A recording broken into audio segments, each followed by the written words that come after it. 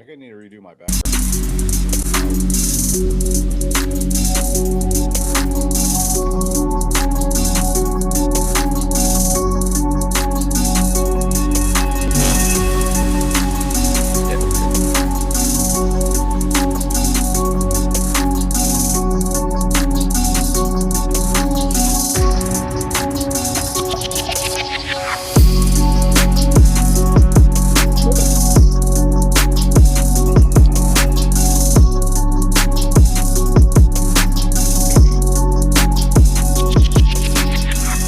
Crank 'em up. What's up, Chasing Tails fans? It's episode 65. We got a great guest on tonight, Tanner Faust. He joined our world this year in H1 Unlimited, but he comes from a professional racing background. He's a stunt driver, a TV host, does some things with movies as a stunt devil, all that kind of stuff. He's done multiple X Games gold medals with Rallycross. Looking forward to hearing his perspective on not only our sport, but other sports he's been a part of. So let's go ahead and bring him on.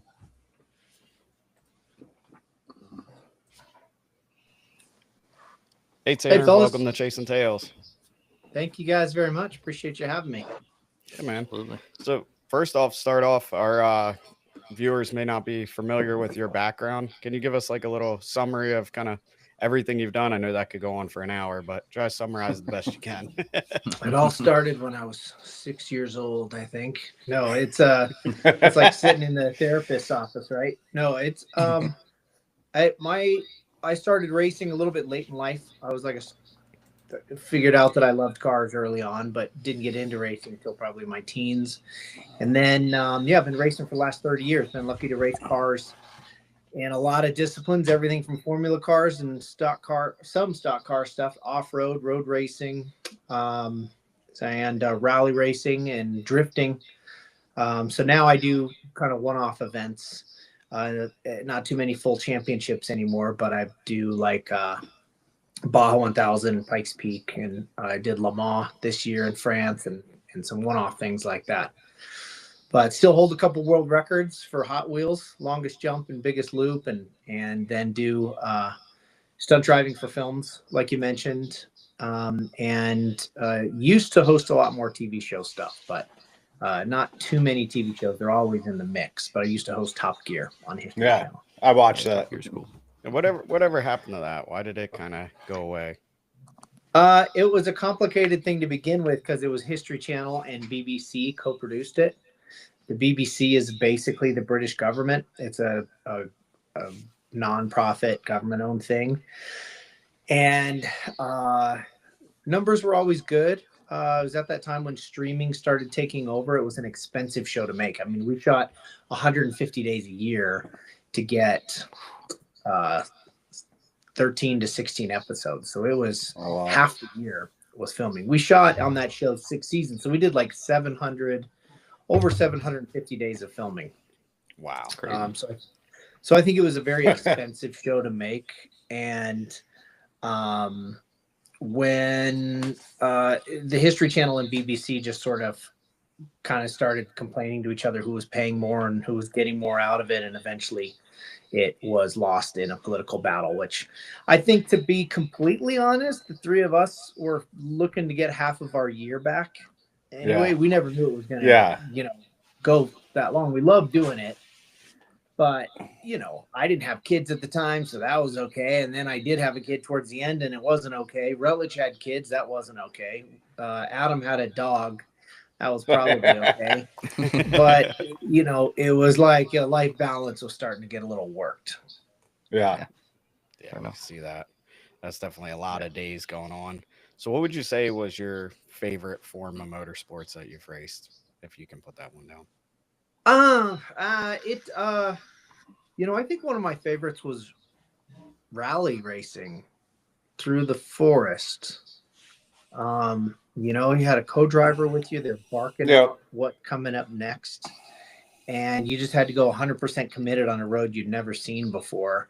I started doing it about this. What's that? That's crazy. I mean, so what do you do? I mean, how's the feeling when you're going 80, 90, 100 plus in those little trails with just trees just whipping past you that can just stop that car in a heartbeat.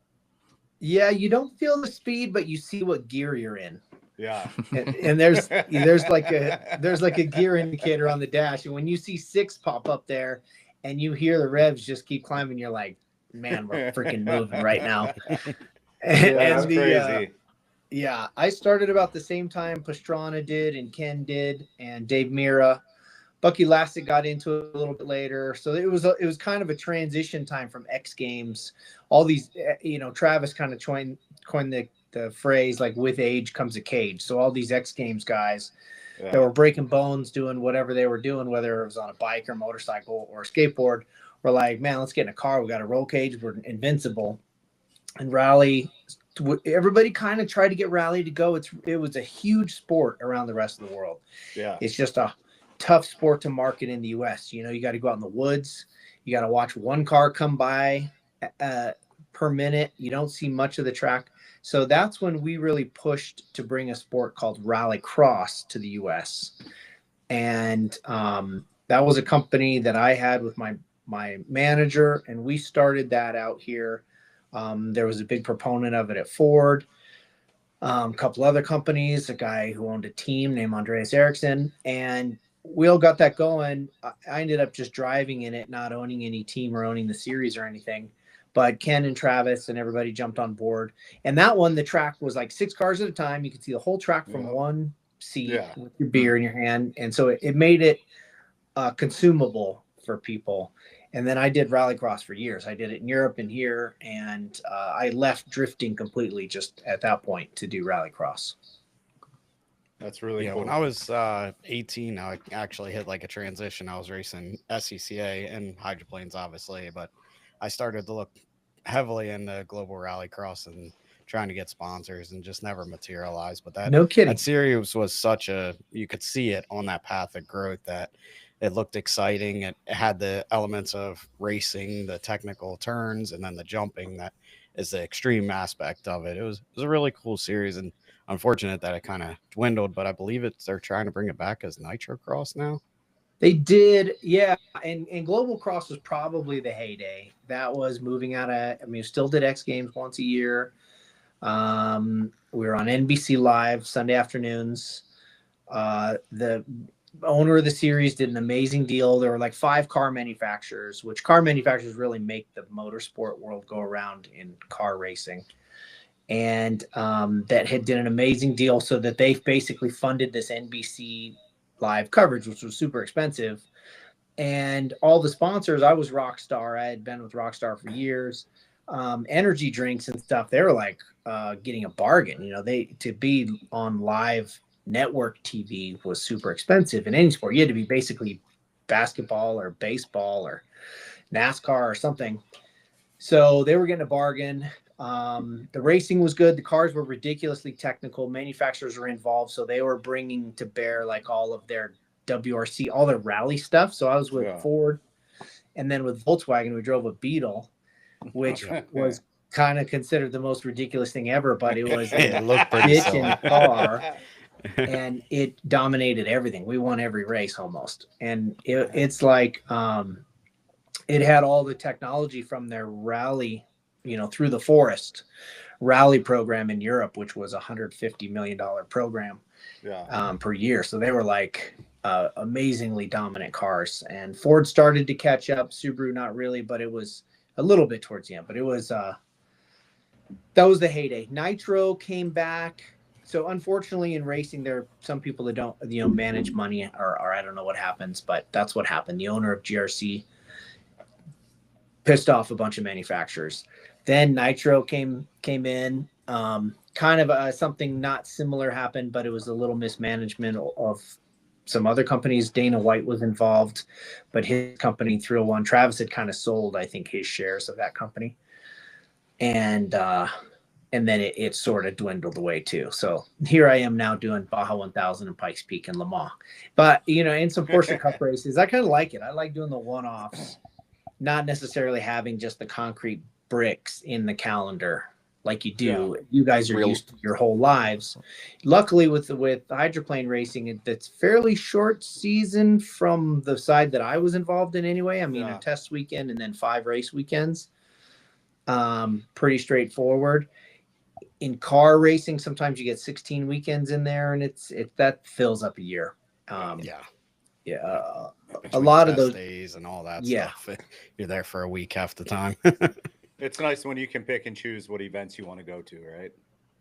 Yeah, and usually, just like in H1, usually there's a race that is like the cherry on top or the premier event. So it's nice if you can come in with sponsors that are cool with you just doing the one.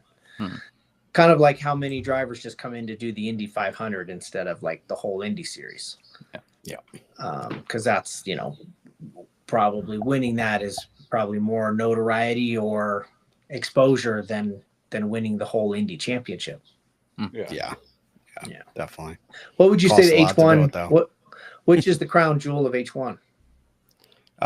Wherever the Gold Cup is. I'd say. generally. Yeah, So it used to for many years it was only in Detroit when we had the race in Detroit, so that Right. it was a unique course, very tight. Had one tight turn that was called the Rooster Tail turn, and it was a hard turn for the racers to get through. So it was like that was the crown jewel event. And now that the Gold Cup kind of moves around, I feel like the notoriety just follows that. Interesting. Which I think, because H1 has struggled here and there. It is good for race sites for that Gold Cup to be able to float around, because it brings a lot of sponsorship potential and fans for that weekend. So it'll help a race out here and there. So it'll give them a little boost to keep them going for a while. Yeah. And I mean, I've heard murmurings of Detroit coming back. Mm-hmm. Yeah, it definitely would be cool. It's a unique area. It just needs to like you just said about the other sports, the politics in it, that kind of gets in the way sometimes of having good events and those kind of things. But obviously Penske got Belle Isle back and all that. So there's potential in Detroit area for a big event. And I think it needs to happen. Yeah, that's cool. Yeah, there's just, I think the COVID years really hurt the momentum they were building, trying to get it back. And then, they've been slowly taking steps since then, but I've heard real positive things at the end of this year. So, Belle Isle, I know we raced on with cars, but yeah, I think in that town, I mean, when we raced on our cars, it's almost like we did it at a time when nobody really cared, because it just was so kind of in the dumps at that time and recovering. And I shot a movie there called I was doubling Chris Hemsworth for obvious reasons. And I don't know why that's funny, but it was for the movie Red Dawn, and he was just getting buffed up for Thor. He just got in that movie. So it was before he really blew up again and went into the Marvel universe. And so he was this huge dude. But anyway, we shot down in Detroit, and we could close down anything. We could blast through any building. They lit bombs downtown that blew the windows out of whole skyscrapers. Oh my gosh. I mean, if you ever watch that movie again. I've watched that a lot of times. That's a good movie. I like that movie. They're like, those neighborhoods were real. They just came to me. They're like, okay, here's the deal. Day one, it was amazing. It was like therapy. Here's the deal. You're going to show up. Guys are dropping out of the sky. So all you can do, turn left, go through here. You're going to hit this tree. We got it all scored down. It's going to fall over. You're going to slide through these bushes. You're going to blast through this fence, hit this playground set. It's all cut up. It's just going to blow away. Now you're going to slide through this yard. And I'm just like, really? And we're just like walking, scouting this thing. It's like, and you're going to build up a bunch of speed, blast through this fence, slide between these trees. And I'm just like, hell yes, I needed this. Man. This was like, I had a bad week. I like rolled a car in a race or something. I was like, this is exactly what I needed. And it was like 2 weeks of just therapy, smashing through yards and destroying stuff. Motorsport version of a rage room. Yeah, exactly. It's a truck version of a rage room. And but yeah, that was the time in Detroit where you could just rent out entire city blocks. That's wild. That's awesome. That is I was wild. good with it. That But- sounds so fun. Sounds like you had more fun doing that than when Ken Block came to Detroit trying to do one of his drifting videos. And he's just like, there's so many potholes and you can't do this, can't do that.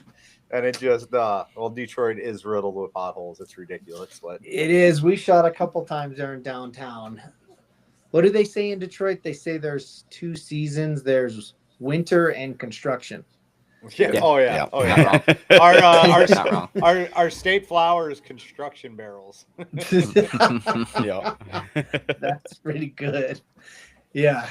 That's it. It did make it challenging. We did like a weird race in downtown. They just gave us downtown six square blocks, Oh wow. and we made a racetrack out of it to race this Corvette around against the clock. And I do That's remember awesome. we had to avoid some pretty big holes. Yeah. Yeah. That's hilarious. I think That's before we great. get on to the H1 side of things of this year that you went through, I know the boys were asking earlier, they wanted to hear about your Hot Wheels jump. What was going through your head at the top of that hill before you rolled down in that truck? Well, on the day it was terrible because it was like just a slight background. We did a bunch of testing. We went the day before and it was like 60 something degrees in Indianapolis. We did speed run down the hill and we had a bailout point because if you didn't make it to 100 miles an hour at the edge of the jump, you were casing into those boxes, which were really just covering up lattices of metal that were going to be coming right through the windshield lists truck, and you were done. So you needed to see triple digits by the time you got to the ramp. Plenty of speed, and then we show up the next day. It's 25 degrees hotter. It's a carbureted truck. They say we can't rejet the truck because it's sitting at the top of the tower. We're estimating you're going to be down about 190 horsepower. And I'm all like, what? And it had 900 and change, but it was, they're like, we don't know if you're gonna make the speed, but if you don't make the speed, bail out. But it's kind of like short. There's not like a black and white there. Yeah. So that's what I was thinking on the day. And it was pretty gnarly. Nobody knew I was there. I had walked through the pits and I know a lot of people in IndyCar. So we had kind of told a story that we were looking at possibly doing the Las Vegas race. And actually with that lie, we almost did get a ride to do Las Vegas that year. Oh wow. Really? It would have been pretty cool. But the truck went down, started making power, and I went by the bailout at 88 miles an hour, and I just remember thinking that it's climbing fast enough. I think it's going to make it to 100, and we did have a bit of a tailwind, so it could have been 97, and then maybe I would have made it. So I got up there. It made the speed, but sorry, this is getting. You guys are all you're driving. No, this is great. awesome. This is great. This I'm is gonna play it awesome. while you're talking about it so people can So see I'm what in we're third talking gear. Got up to the ramp. You had to have 107 miles an hour. So I lifted pretty late. You needed 60% throttle in order to get the truck to fly perfect. So there's second gear, and then I get third gear, and then I held the throttle a little too long, and the nose went up. And so I left with 88% throttle instead of 60% throttle just because I was worried about the speed. So in the air, you hit the brakes like a dirt bike to bring the nose back down. But I hit them enough, it stalled the engine. That's why the truck turned to the side there, you can see, because the rotation of the motor. And then the suspension did its amazing job. And then I just locked it up. I thought I was rolling right here. Yeah, I thought it would. Oh, dig yeah. in. I would have thought so Yeah. too. Yeah, it didn't roll at all. Almost perfectly centered the logo on the camera guy, which he was happy about. Yeah, you did that. And, It's a hell of a shot. Yeah, it's like you almost looks like you meant to do that. Yeah, no, I thought it was going over. That was perfect. I thought it was going over. The suspension's incredible, though. When you watch that shot, the thing dropped out of the sky. Yeah. And it just takes that. It was just nuts. But yeah, it ended up being 107 miles an hour, which was good for 332 feet. And that was 32 feet further than the record at the time. I think the air time was about 3.7 seconds. And you could fly it in the air a little bit with a little braking. But once you stopped the tires, they were stopped. So there was nothing okay. else you could do. You're just hanging on at that point. Wow. So now was which one that? Go ahead, Kyle. Brandon, you're about to ask what I was going to You're ask. good. You're good. You can ask it. Yeah. Was that what was more? I don't know. Scary is the right word, but I guess more intimidating, the long jump or the loop? I'd say the jump was a bigger stunt. Okay. But the loop was scarier. Okay. Because you couldn't start small and then get bigger and bigger. Yeah. The loop, we basically built a big ramp or a big loop. And then they're like, okay, there were two people. Remember, there were two that went into one. It's called the double loop. It was one of their toys. They're like, oh, who's going first? And we're like, rock, paper, scissors. And then once we did that, we're like, you need to get like a remote control car to go through. Because first of all, okay, back up. The engineers, we were thinking 70, 75 miles an hour. This thing is 6 stories high. So you're on the 6th floor of a building upside down, and it just seemed like you need a lot of speed. And they said, the engineer said 52.5 miles an hour. And we were like, BS. There's no way I'm trusting You that. do it. We were like, there's no way. All right, double that. 2 miles an hour. And so That's we crazy. told him, all right, fine. Oh, that's after the jump. Yeah, that's the end of it.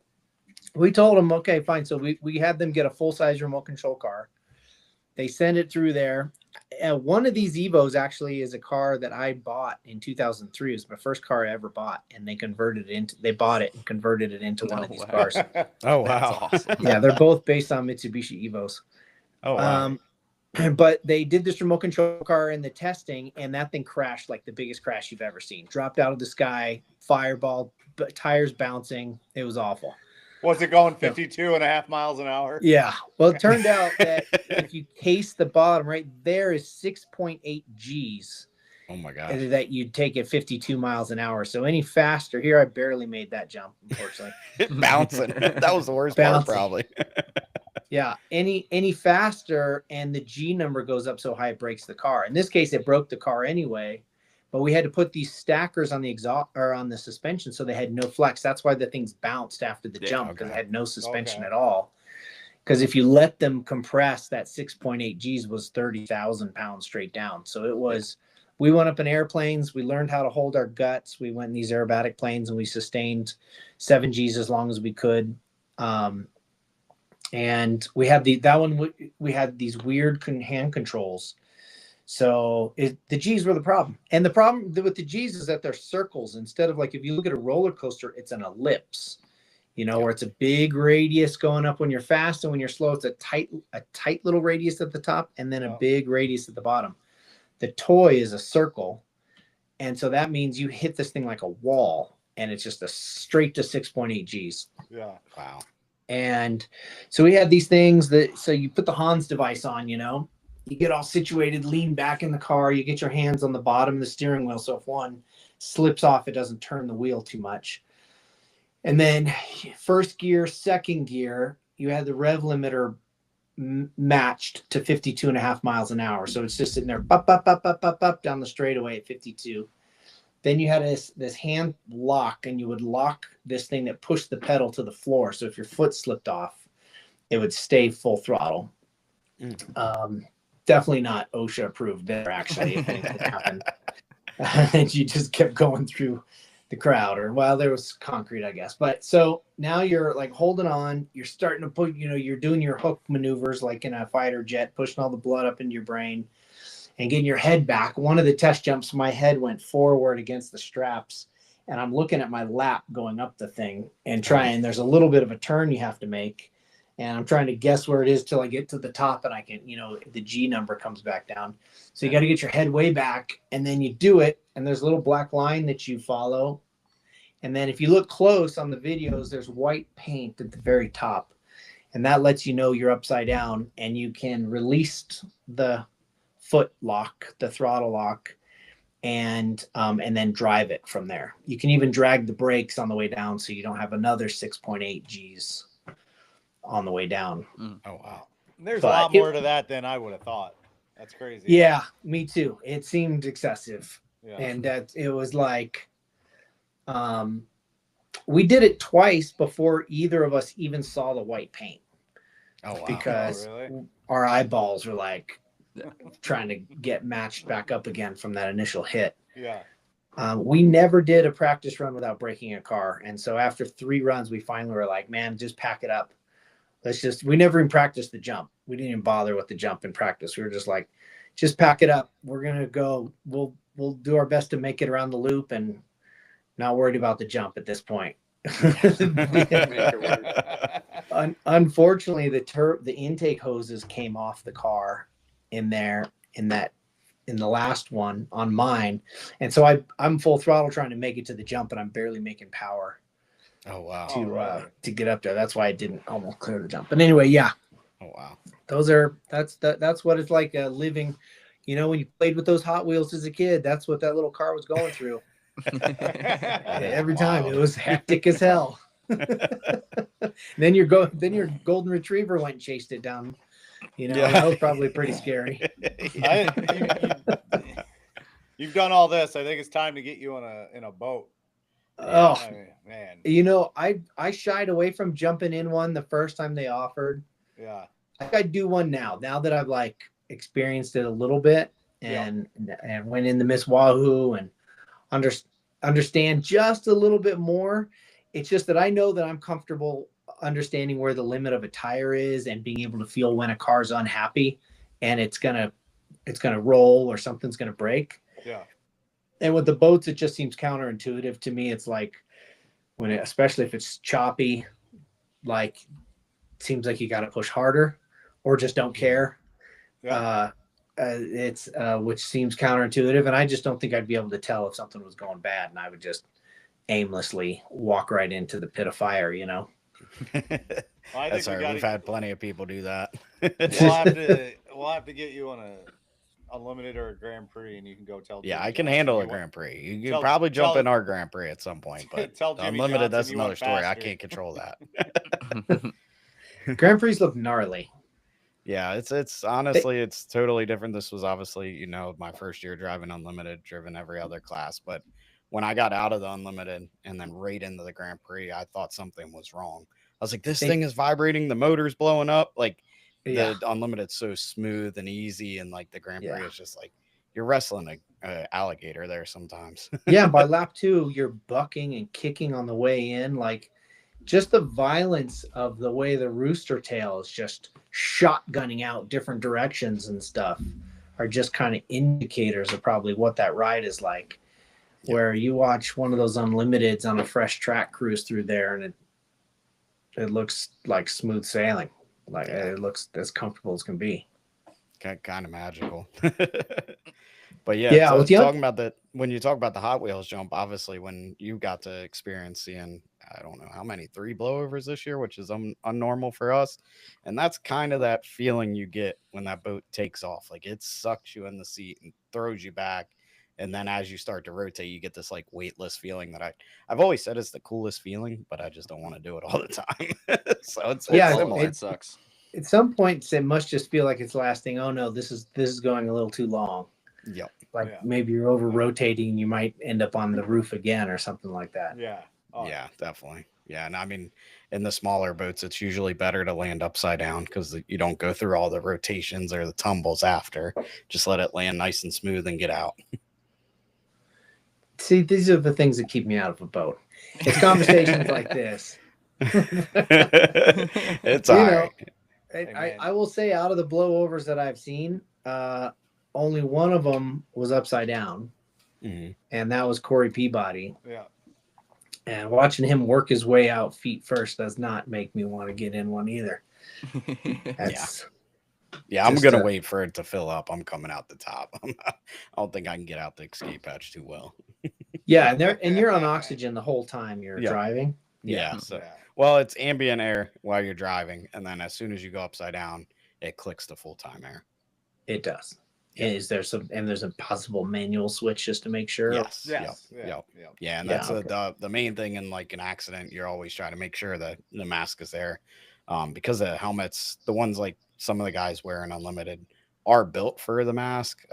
But in our limited inboard, we're not allowed those anymore. So some of the helmets aren't aren't built for a mask. It's just a standard Stilo open face helmet that you put the mask on. So there's wiggle room and sometimes they come off. So you always in your mind just assume that there's going to be no air and just do your procedures from there. The goal is to get out fast enough where you don't even have to take a breath. So. That's Bob's goal. Bobby usually gets out before the boat stops. Yeah, he's unstrapping before it lands and everything. That would be the goal, right? That would be the goal. Yeah, generally I'm out of the boat and standing on it before rescue even gets to me, and that's what you're supposed to do. It was an absolute pleasure getting in the Miss Wahoo and going for a ride there. And even though it's a 2-up situation, that one really just doesn't have a skid fin. So it was kind of fat. It was actually strangely a lot like an off-road truck driving. Okay. First, it's got a giant wheel, and the way it slides all the time.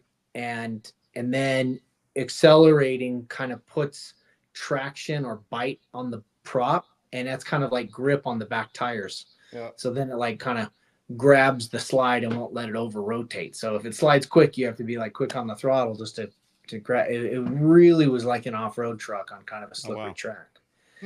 And so that felt familiar and fun. I think even the boat that Jimmy Johnson drove was new enough that it did have a skid fin. Probably nothing like what is being run now, but because when I talked to him about the experience, they were totally different. He's actually driving around the corner and not necessarily just sliding and bucking around sideways. Yeah. So it was interesting to see that, and then to see the Speedo on the water. Like when you're on the water, it's different. It's not like we're doing over 130, and it didn't feel like 130 that I felt before, where it felt suicidal. Like when it's on top of the water and the water's smooth and you're kind of floating it was actually really nice. Yeah. Yeah. It's hard to get a feeling for how fast you're actually going. I mean, unless you're passing a bunch of buoys, because you have nothing out there to give you a perspective of the speed like you are in a car, say in the woods, like when you did rally. Yes. So it's hard to get that perspective unless you're racing. We have a race in Canada in Valleyfield, and we're racing 10 feet off the shore. And in a Grand Prix, if you're going down the straightaway and you look over at the grandstands, it's just the blur. Now, if you're in a big open course, it doesn't feel that fast because you just see buoys every once in a while. Yeah, that's like an airplane, kind of like when you're just out there by yourself. You can't tell you're hauling ass until you get through the clouds. Yeah. But that aspect of it is kind of crazy because the speed is there and you can't even tell. But then when you get relative to another boat and their wake, it's probably highly, you get highly sensitive to the speed. I mean, the whole concept of turning into those hallways is just ridiculous to me. I think that's kind of got to be the goal to avoid, right? Because even people so much experience, you see them turn in there, and there's such an obvious moment where it's just not worth it. Yeah. Because the water's skipping out. Even if they're not illegally close, the water skipping out from the inside boat is still smashing you hard enough that you can't see, or I don't know. I mean, how's the visual when you're in there? Terrible. You really can't see nothing because a lot of times that, like I said, the water's coming off that inside boat and it's on your windshield, and you just kind of hold a steady wheel and hopefully they're not coming out or the people's coming in. You get a vision here and there. But yeah, it's definitely, as we've gotten, at least I've gotten older, it's one of them like, I might lift this heat and we'll live to fight another heat if I'm back on the start or something like that. Cause it's definitely dangerous. You're putting yourself at harm's way there.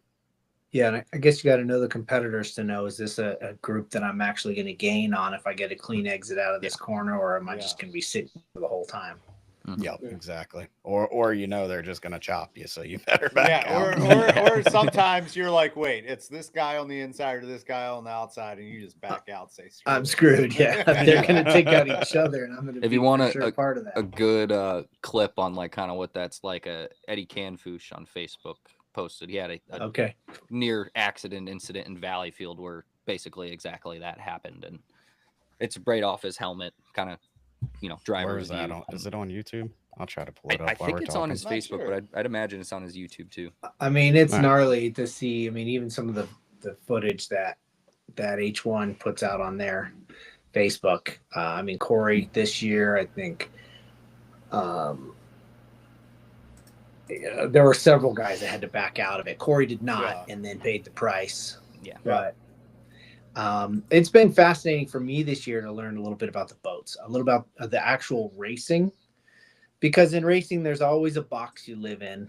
And of course, what I focused on was the unlimited. So just looking at N2 and how the fuel metering happens, how they measure, the N2 and the fuel metering, and how the teams, the challenges they have to try to maximize that. I mean, that's just the box, who they hire and how much money they can throw at something to try to maximize it, and sometimes how futile that is. But that's just racing. It just doesn't matter what it is. But that's what I thought was super fascinating.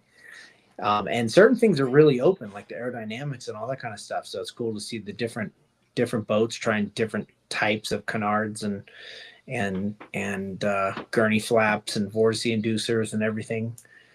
And by the end of the year, I would say that most boats kind of caught up to probably Tate had the cleanest looking boat in the beginning of the year. And I think both the strong boats were way, way better, especially Michael Kelly's was way better looking at the end of the year. So some of those adjustments definitely work. But anyway, I love diving into that side of it. It's really cool. So is that when they came to you about being an announcer, did they hit you with a bunch of videos, explain the sport? Is that kind of what brought you to want to do it outside of your norm? Zero. No. Zero. No, they said looking for a different perspective on a sport that's been around for a little while that the hardcore people know very much about. And I thought, well, this is a recipe for disaster. I'm totally in. It was, it's kind of like I used to date a girl who did baseball announcing. And when you speaking baseball terms, hold up. She obviously didn't teach you anything about throwing a baseball because you couldn't get me in that dunk tank in Madison. Look, I didn't want to show up the 7-year-old that was standing there over and over again. All right, continue on. So, but the language, RBIs and this and that and everything, how many at bats and everything has to be a certain language or you instantly get discounted as somebody who's not worth listening to. For me, it's just about not trying to be an expert. I don't know anything about the sport. I know about racing, and that kind of stuff was very spot on. Like the things that I knew and could tell the racers are going through. When I talked to them and stuff, they reaffirmed that over and over again, so I could gain a little bit of confidence and understanding what was happening from inside.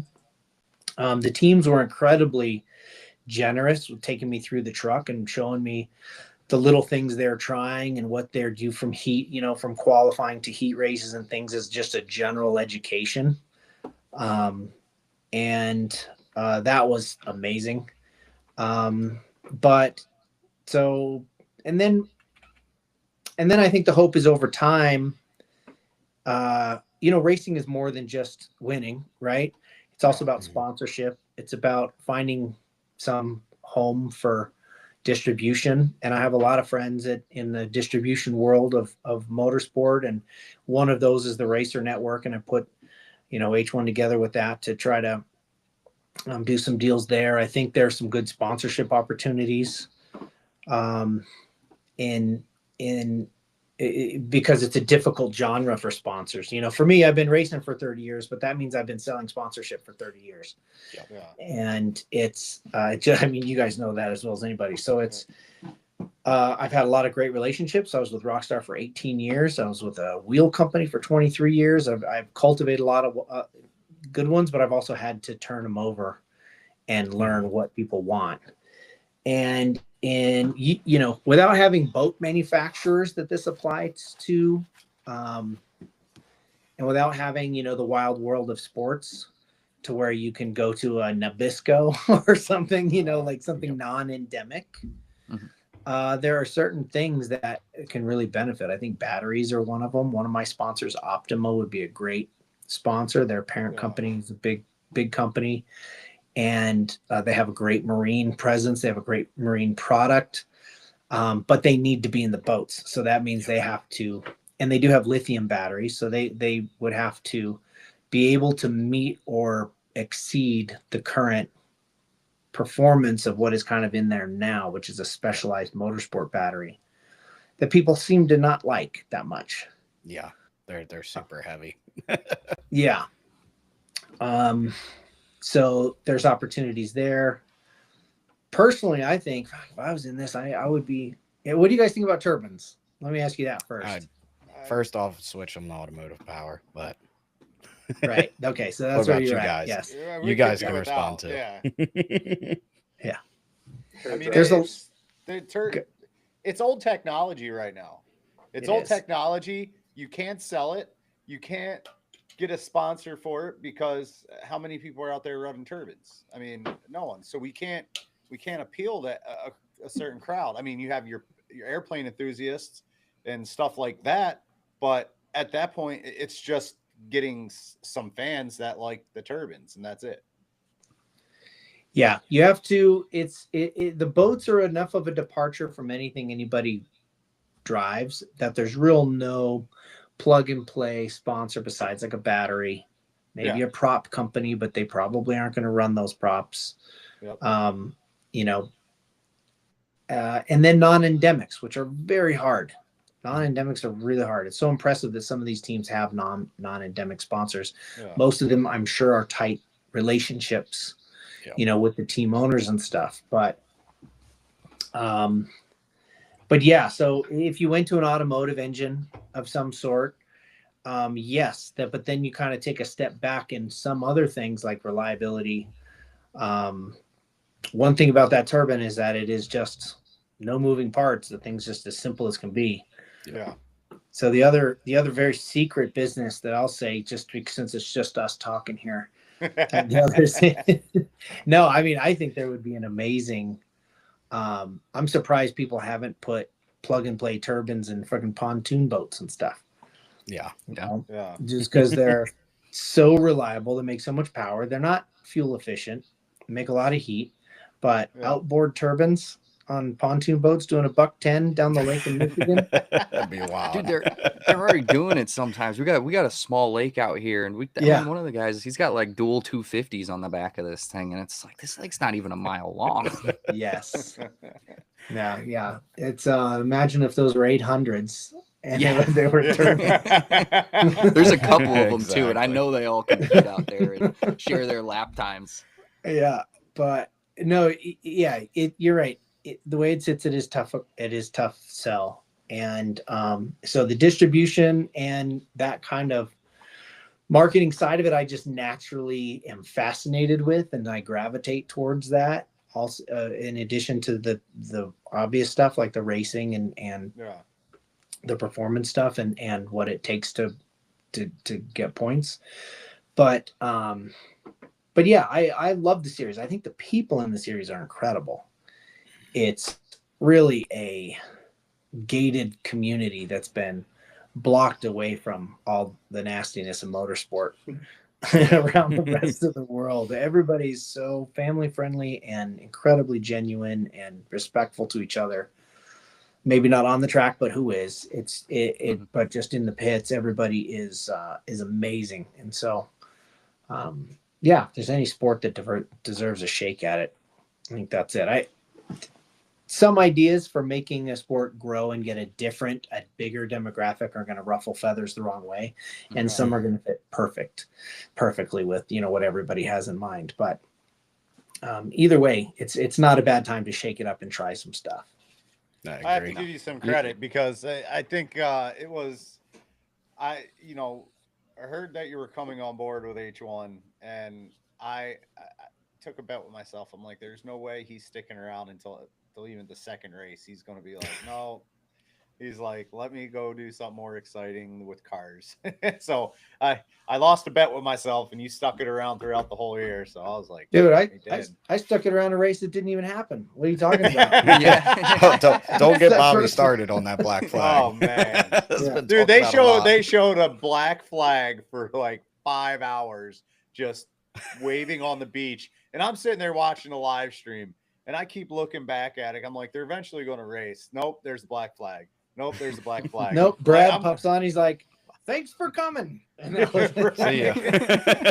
That was it. Yeah. That was tough. I was like, man, I was wondering at that point too. I was like, wow, if a puff of wind does this. Yeah. But it's the venues and what you get into the season, you don't get out of the live stream. When you get, I mean, you guys know this, but for people who just watch the live stream, when you get into the season, you get into these communities, you realize that the boat racing is part of a festival weekend that can go back to the freaking 60s or 50s. It's like, it's something that generations have grown up taking their kids to. Like when I mentioned that I went to or I posted something about being at the Seattle race, oh man, all my friends who'd ever lived in Seattle chimed in and be like, oh man, when I was 4 years old, we used to go to them, and everybody chimed in. It's a huge community thing. It's also the venues are tough. I know the venues are super tough to shut down, somebody's God-given right to use the water for 2 days. That's the tough part with rally too. You're shutting down somebody's driveway to their house in the woods. So I know that it can upset people. So you really have to be a positive influence on the community, which sometimes it only takes one person to shut it down. So the events aren't easy to do. They have a huge impact on the community. They're generational. The racing can be completely spectacular. It can also not happen sometimes. But there are enough classes that even if some races get blown out, that there's somebody out there on the track. Then the air shows combined with some of the races was epic. And I was definitely sticking around for the season. It was a very cool experience and something I needed to see a different side of motorsport than what the Kool-Aid I've been drinking for so many years. There you go.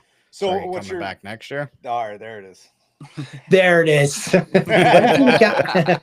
I haven't seen a calendar, but yeah, I'd totally be back. That's cool. And awesome. I'd like to come back with, again, it'll probably ruffle some feathers, or not, but I'd like to come back with some goal of packaging, TV show.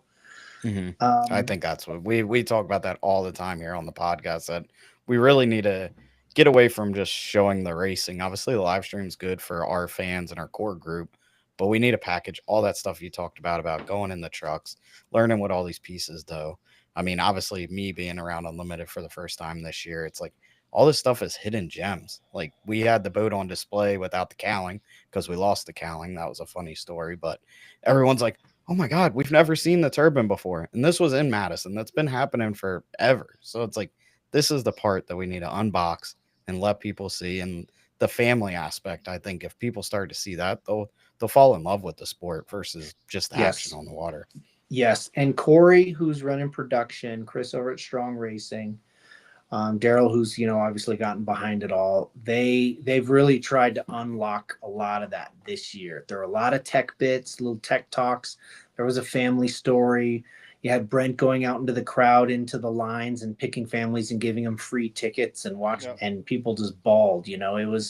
They did some cool stuff, and some of it, when it's combined with a 6-hour straight stream, some of it gets washed down the river, So, and with the tech and the stuff that they have, you can do both. You can do the live stream that's up all weekend so people can get that, and you can do the TV stuff. You can package highlight reels together and stuff. So I'm fascinated to see where the content distribution goes and how it gets put in front of, a few more 100 million life home,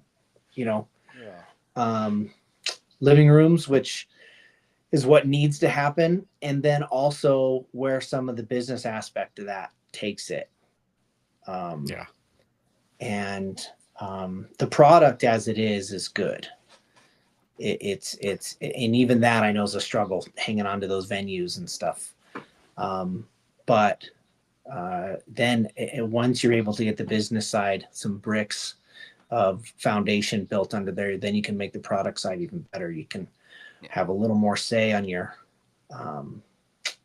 venues and have more production capability, et cetera. But and bring in some different, you'll have hired guns, hired drivers. And that changes things when somebody's not having to ask for time off work to go do the race weekends. Exactly. Yeah. It's kind of like we had that back in the heyday of the Miss Budweiser days, but we've kind of steered away from there. And I feel like we as a group, as Hydroplane Racing, didn't keep up with the times. As we transitioned away from being on ESPN, we didn't step up to the plate as social media took off. And I think we're just playing catch up at this point. And I think it's coming. We see a resurgence through all of our series that we race in. Some are doing it better than others. But yeah, I think that's where we're benefiting. And I think that brings in a question for you being in the motorsports with a platform like Flow Racing that has all these motorsports eyeballs. Do you feel like that would be a platform for us, or we would be better to build it on our own? How many people are on that? I think they have over 500,000 subscribers. I mean, people. And it's a subscriber-based app? Yeah, it's all subscriber-based. And they do like all the dirt track race and the small NASCAR races, stuff like that. Are they a sponsor of yours? No, not at all. I've never been a fan of paywall stuff. Are you behind the paywall on it? No. Oh, it's free?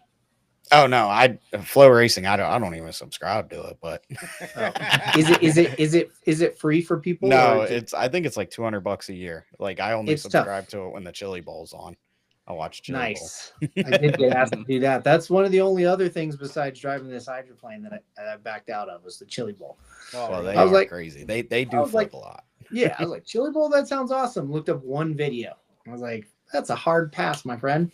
And when I was racing for Michael Andretti's team in that rallycross, one of the techs was a wickedly fast freaking sprint car racer, and he had a star car basically. But anyway, I don't know if that's the next thing, because there are a couple platforms coming out. There's that are free that will be a center for all racing stuff also.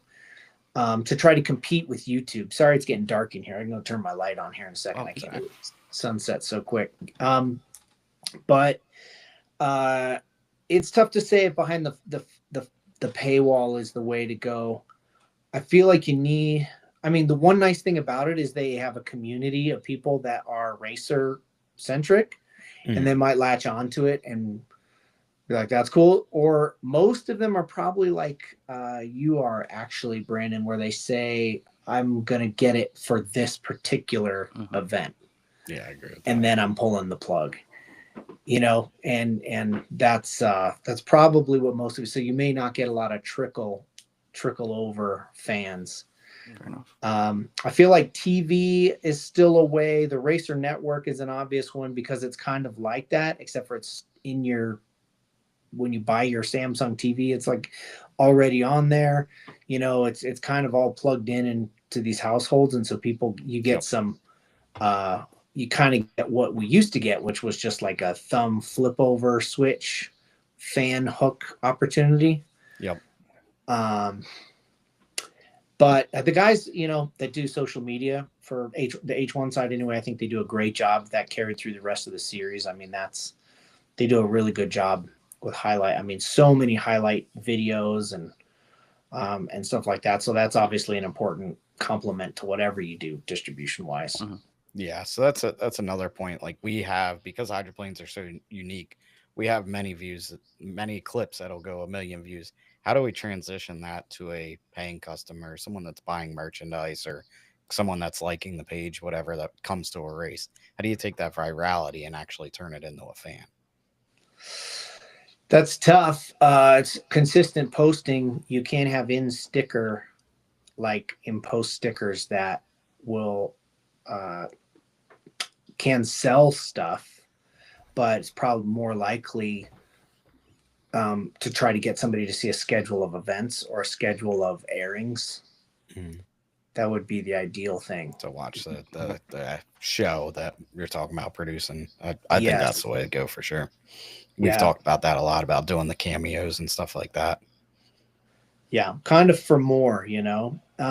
There's a platform coming out that I'm trying to get to work with H1 that would essentially it would capture those viral moments, and it would have it's like YouTube but only for cars, and it would have a room specifically just for hydroplane. And there'd be eventually a hydroplane community, forums, things like that also, but also YouTube, you know, videos and things like that uploaded there. And so it would drive people to that so that it gets them into the community to where they can see schedules. They can even ask questions on the cars. They can say, hey, how do I get started in this? Or what's the cheapest one I can buy that does 70 miles an hour or, you know, whatever. And I think more and more of that stuff is going to pop up. Just got to keep on creating the bitchin' content and try to get some brand recognition for the word hydroplane. Yeah. Yep. We agree with that wholeheartedly. Yeah. It's a grind, but you know, it just has to be done. Yeah. Let me turn my light on here. Sorry. My office.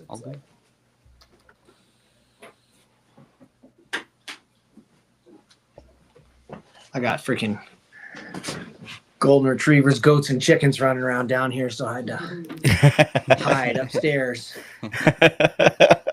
You got goats and chickens in your house? Hopefully not. They're down in the garage driving the dogs crazy. There you go. But this is the room where, you know, where office work gets done. So I'm never in here, obviously. There you go. Yeah.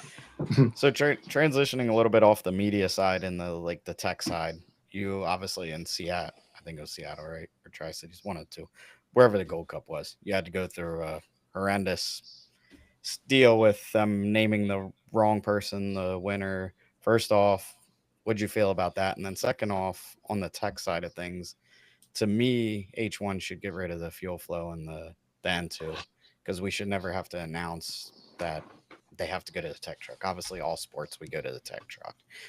What's your feelings on that from an outsider's point of view? Well, I guess being honest, since I'm still far away enough away that my opinion doesn't really matter that much. It was horrible. It was awful. Yeah, I felt so bad for Jamie, and it was like, and of course you're sitting there. It's like you're watching a movie, a horror movie, you know, where you're just watching this girl in the living room and the guy's like climbing in the window behind her, kind of a thing, and you're like, run. Yep. And so it was tough. It was tough to watch from the outside, and I agree with you. And I've said it to Brad several times that it's a weak link, and you know, Brad is in it, heart, everything. He's been living this sport most of his life. He's just absolutely in it, and so for him, it's just a part of it. And sometimes when you're really close to something, you don't. What was that? There's a terrible analogy I may share later, but when you're close to something, sometimes you know you don't necessarily see what's great or not great sometimes, because you know it's just how it is, and you're so close to it and doing it for so long. But that, I agree, the whole waiting for the tech inspection for results thing is super tough. I mean, pulling results and making announcements later, I think, is bad enough, but that's probably a lesser distraction than it would be just to award the winner that crossed first. Freaking hugs and high fives, and you know, congrats, all the hard work paid off, and celebrate. And then if there's an announcement later, then there's an announcement later. and the points, and you put emphasis on the championship. The cup and all those are important, and I know they're very important for the communities too that they're built up. But some more emphasis on the championship, so that when you do pull something from somebody for a tech reason, inevitably it costs them in the championship, and that's that's the penalties. It's not that they got all the glory for their sponsors on camera, and so who cares if you take it away later. There's got to be a big punishment. I mean, obviously all the other well-known sports do that, Formula One, NASCAR, all that. If you fail later, like they make the announcement on Monday, hey, so-and-so was failed, but they don't really lose the win, but they lose the points kind of deal. Exactly. And you're not seeing them run with the trophy to the guy's hotel room. Right. And saying, here, you do like the celebration there. The celebration was done. The champagne bottles are empty. It's that the points are going to go this way, and that's a big announcement. And maybe there's probation or whatever for if you do that. So if you do it 2 events in a row, there's a bigger penalty. I don't know, but look, I mean, Brad's involved in the rule writing part of it, and obviously I'm not somebody who should be writing rules, but just from a show standpoint, I agree with you completely that holding everybody on air for 20 minutes after the finish. For somebody to plug in their computer and boot up Windows 10, just wait, that I'm sure it's like Windows 2. They're behind us a little bit. Would be like it is a bit extreme. You're right. Yeah, and that's where we've talked. We don't know enough about the unlimited world and the turbines and the N2 and fuel flow, but like, why not restrict something that's easier to restrict to bring that parity if that's what that's there for, and let that be truly unlimited. Find a way to balance it out to where you don't have to use the computer to tech them out for that kind of thing, whether it's limiting propeller size. You can only have X pitch, this pitch. Well, before the boat goes out for the final, you look at what they have, or gear ratios, stuff like that that limits them mechanically, that you don't have to look into a computer. That would be a good bigger solution. I think it's tough because turbines, they're so reliable that you could limit props, you could limit all the hardware stuff, and they'll just fucking crank those turbines up and run twice the RPM, and eventually you'll start getting them blowing up into neighborhoods, And I've heard stories of people finding fan blades in their kitchen. Oh, jeez. In Seattle and stuff, where there's houses near the venue. So it's crazy. Yeah. So there's I think these things motivate you to not necessarily overspin the turbine. True. And it focuses your money on making it more efficient because it's not certified helicopter engine anymore. You can do whatever you want. So it's not more efficient at this fuel flow and this RPM, get more compression out of those blades. And they've got the designers of the original turbine helicopter used in the Chinooks from the 50s, working on these projects to do this. So they're working hard on it, but it could be, even if the first step towards what you're saying is just celebrate the results the way they cross the line, and then, move to penalties later. That's a simple way to do it. Yeah. You keep bringing up Brad Lewis. He's going to start sending us hate mail because we've had Brent Hall on. We've had you on now. What? He hasn't been on here yet. Well, you need to get Brad on then. We were going to send him an invite, but he was on some fishing trip. So that sounds like he's washing his hair. Maybe he doesn't want to be on your show. I don't know. Maybe that's it. Maybe he don't like us. I would. All right, so we touched on the tech stuff and the racing. So the other big subject in our sport, to have an outsider's point of view, is the fighting for lanes. Obviously, in Grand Prix, we run assigned lanes. It's a pretty simple format. Usually the fast boat's on the outside, the third heat, and then the final is on performance. Obviously, the Unlimiteds have a little bit different. Do you like the fighting for lanes as a fan once you understood it, or would you rather it be a little more simple thing, palatable for fans? It's tough for fans. I'm not going to lie. I like it now that I understand it. But let's just be devil's advocate and say that you qualified for your lane. And then the first place qualifier chose outside or inside, and everybody had to stack off of them. I'm not sure the fastest guys would like that. I feel like sometimes the fastest guys would rather be lane 2 or 3 and maybe not get squeezed to the outside or get squeezed to the inside. So I don't know. The whole year, I guess I've been gaining a little perspective on how they choose to gear and what prop they choose to use. You know, once qualifying's done, qualifying seems like a totally different beast, whatever. Yeah. I mean, they have the whole track. They can just do whatever they want. But Jim Uncle Kelly always seems to want to kind of be inside 1 or 2, always sort of has the gearing down for that. I haven't driven them, so I don't have a feel for the turbines, but it does feel weird how they kind of spool up and build power. So if you get that gearing wrong, it seems like it's a big problem. Mm-hmm. Oh yeah, for sure.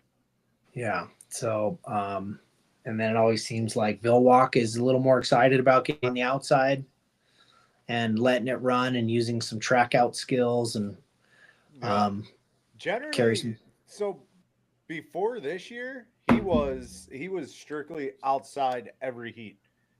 This is the first year that he started diving on the inside once in a while. So I was a little surprised by him doing that. I doubt he's going to do that anymore.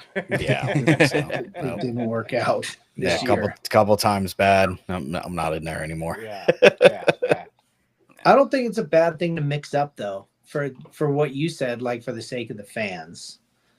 The question is, I mean, that's a question in cars, and Rallycross, it was all the same thing too, because you qualify first, but everybody knows there's a puddle always on the inside. So it's like I qualified first so that I could get the slowest start. That's awesome.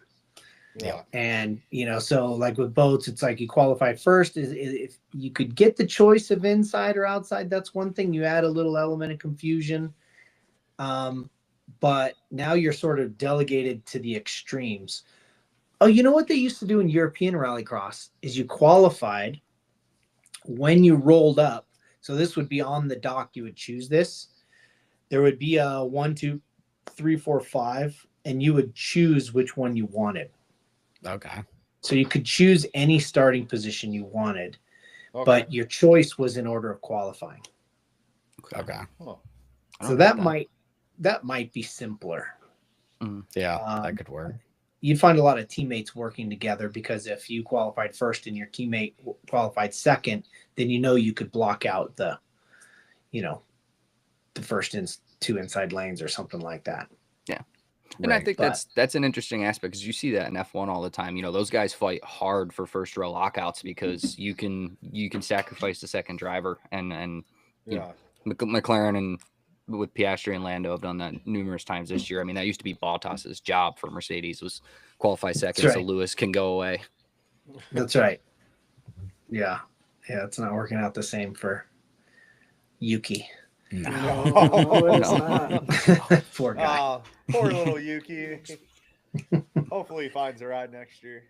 Yeah, but that could be interesting actually, because that would actually make qualifying worth something. That's our main thing, is like right now it's not worth anything except for points. Like you said, the championship's important. For GP, like our time trial sets the first heat, and then the next heat it's a flip. So we go from being lane 1, but the next heat is lane 5 or whatever the outside is.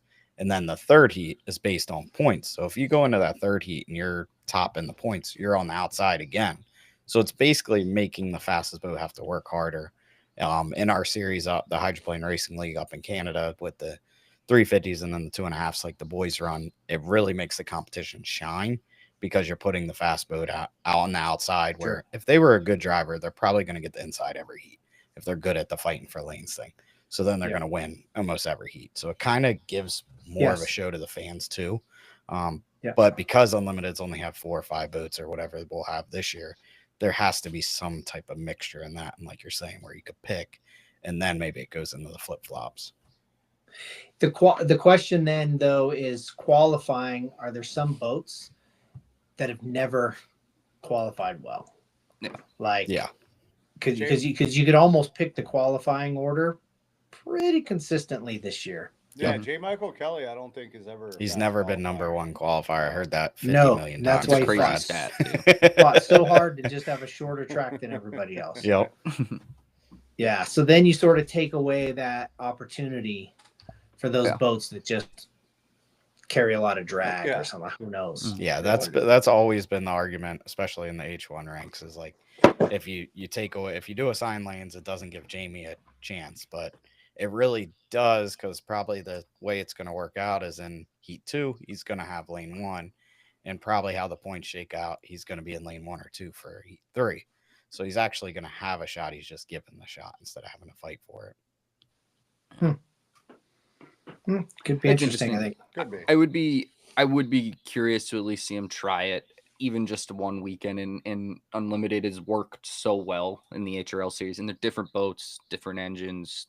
You know, we have more boats running in those classes, but it has been so successful for the show there that I would love to see it tried in H1 just once. Just if it fails miserably and the drivers don't like it and the show doesn't work, I think I loved your point. I think we're in a place where the sport's in a place where we may have to ruffle some feathers in order to make progress.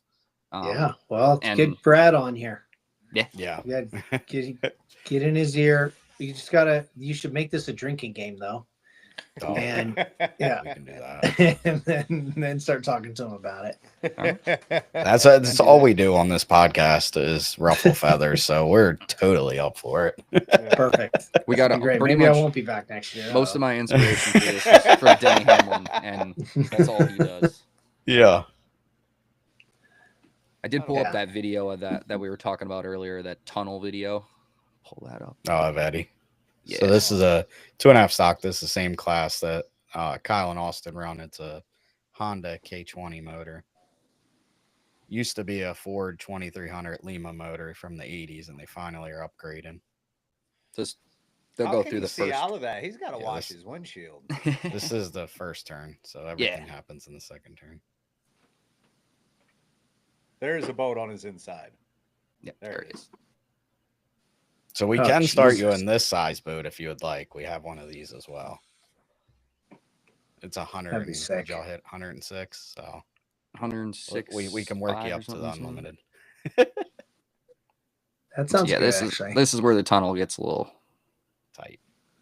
Oh my gosh! A lot of contact. Yeah. The smaller classes, you would see that they have more aggression. I mean, so there's 2 levels in the Hydroplane Racing League of this class of boat, the 2.5s, where the boys were racing this year. It's more of the rookies are getting their feeling, and then you bump up to what's called Formula 2500, and the intensity just picks up. You're now inches apart. There's no room given. If you don't nail your start, you better back out because you're probably not going to have a lane. Wow, it's intense in the lower levels of racing there.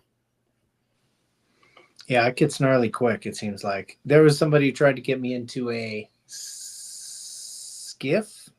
Oh yeah, there you go. Speed skiff. There you go. Yep, probably Jimmy. And I was like, I figured with your rally background, you might be about it. You got a co-pilot and. Yeah, he's like, oh no, they're fun. I was like, well, what's the roll cage for? I was like, oh, they're safe. And then I realized it's because the boats are jumping on top of each other. And so I go down to the dock just to sort of check them out. I'm a pretty calculated guy. I got to see what I'm up for. And like 3 boats pull up, 3 wives, hands and knees, coming off the end of the boat, crawls right onto the dock, flip the bird to the husband, and gone. It's not marriage counseling that goes on in those boats. That had to have been Jimmy and Peg, right? I don't know. Yeah. I have no idea, but it was like no love lost in that. It's funny because in our skiff class, there's a family, the Stewarts and Awancios, and I think they run 4, maybe 5 of them, and they're often battling each other a lot. Their championship in HRL out of the whole season came down to the final at the 6th race of the year, going into it with a 1-point difference. That's awesome. And it's cool to see you mentioned the sport is a big community, big family. And then even within it, you actually have the family rivalries at times. Bob and Brandon have had theirs over time. Austin and I drive the same boat, so we haven't gotten there yet. Yeah, no, it's an awesome part about it. It's more similar to off-road racing than any other kind of racing. Okay. Or in off-road racing, I mean, they even camp at the racetrack generally. It's all RVs set up. Yeah. Kids are growing up around it. I mean, I grew up when I was teammates with Brian Deegan. Haley Deegan was cruising around on a little buggy, and the other kids are ripping around on little pedal bikes. And Deegan started racing, or Haley started racing these trophy carts, and it's just a family thing. But she's racing against these other kids, and now they both went out and raced NASCAR together, and they just sort of grow up in it and get racing in deep. But have there been racers from Hydroplane that have gotten onto the car side? Only one I can think of is Bob Bodie, and he just won drag car. Okay. And then the Sharks, you do have Eddie Sharp I guess used to own a truck team. He raced back in the 80s in hydroplanes. Did Tristan Mayhew ever drive hydroplane? No, he's never drove a boat. Never did hydro. His dad did. Dang, am I the closest one? I raced SCCA for a while and road course You racing. Probably are the closest. Honestly. I might be the closest. There's not too much crossover, is there? No. But the only thing that helped me is I was really good in the rain. That was the equalizer, because I don't know. I don't think driving a boat did anything except for I was fearless. Yeah, fair enough. Yeah, no, driving in the rain. Where are you from? I'm from Delaware, but I raced. I did like Sebring, Indy, VIR, Road America, Road Atlanta, all those cool tracks. Okay, so is SCCA Pro, SCCA Club? We just did just a club race, and I did a Formula Enterprise. It was an open wheel, and then we transitioned into a Spec Racer Ford. I did the Spec Racer Ford. That was the first car that I ever drove. Oh, wow. Yeah, I flew. I was working for an inventor in college, and he amusement rides, and it was in Florida, and I was flying back to Denver. Flew over this track, Second Creek Raceway, landing at DIA in Denver, and I drove my car out there. The guy who came and kicked me off standing too close to the track, I got a job as a mechanic on Spec Racer Fords and Formula Mazdas, and I worked for 8 months to get enough time saved up to do one race. Well, get my license and do one race in a Spec Ford, and I ended up doing, I think, 3 seasons. Oh, nice. Yeah. They're great. You'd probably love them now. They have a little bit more power with the upgraded motor, and because the Spec Racer you probably ran was very momentum based, low horsepower motor, and then now they have it's a little higher horsepower, so it's more of a race car, but you still have that spec compatible, and you have to hustle them. We had 98 horsepower. Yeah, that's it. It was a 1.9 liter Pinto motor, I think they said. Yep. Now we actually, when SCCA transitioned to the new motor, we took those motors out of the Spec Racer Fords and put them in the 1.5 stocks that the kids are racing out west. So a lot of those have the Spec Racers. But hey, it was cheap motors. People are like, just take them. We'll throw them away. I'm like, well, we've never had anything fuel injected, so let's put these in them. They were sealed motors, and if one dude had like an extra 300 horsepower extra 3 horsepower, everybody knew it, because you could tell. I mean, you were so close all the time that if you had an extra 2-3 horsepower, everybody knew it. And then all those freaking doctors would be out there offering that kid money for his motor. That was kind of what we've talked about on this podcast a lot for our limited hydroplane racing, is like, how does SCCA have all those doctors, dentists, all these lawyers, people that just arrive and drive, they have fun, or they have their kids in it. But like, how does our sport get that? Because they sold over 900 of those Spec Racer Fords, and that's just one class in SCCA. That's amazing. So if we can figure that out, we've talked about like rental boat programs to do arrive and drives for boat racing and stuff like that, but got to figure out how to get not make the sport cheaper, but get people with money to actually spend it here.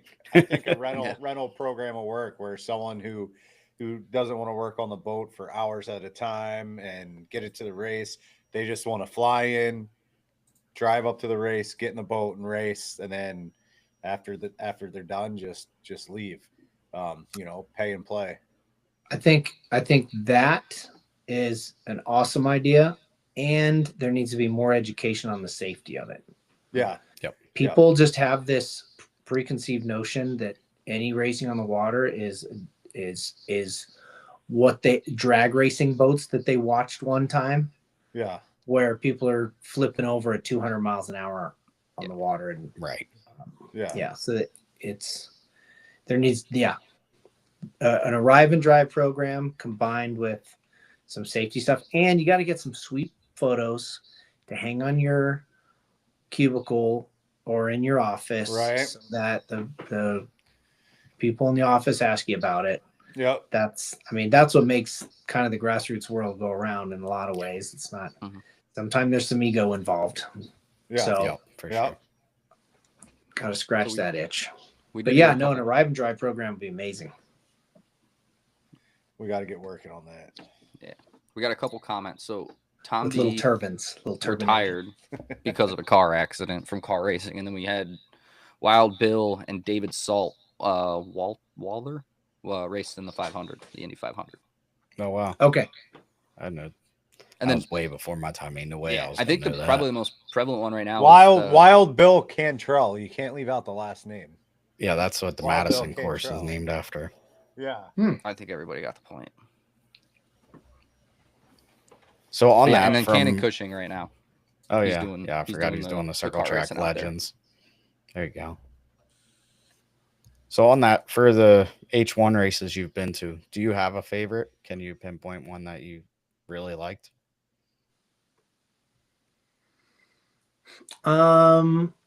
Was it Madison that had the two different radius corners? Yeah. Oh.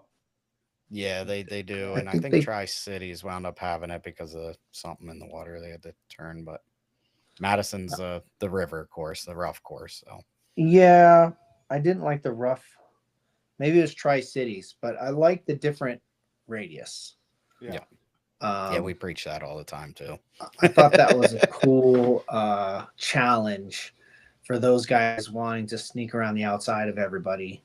I mean, they had to really run a fine line in order to get that done on the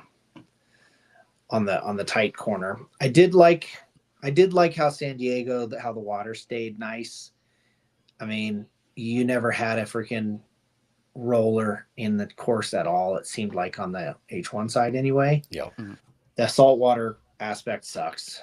Mm-hmm.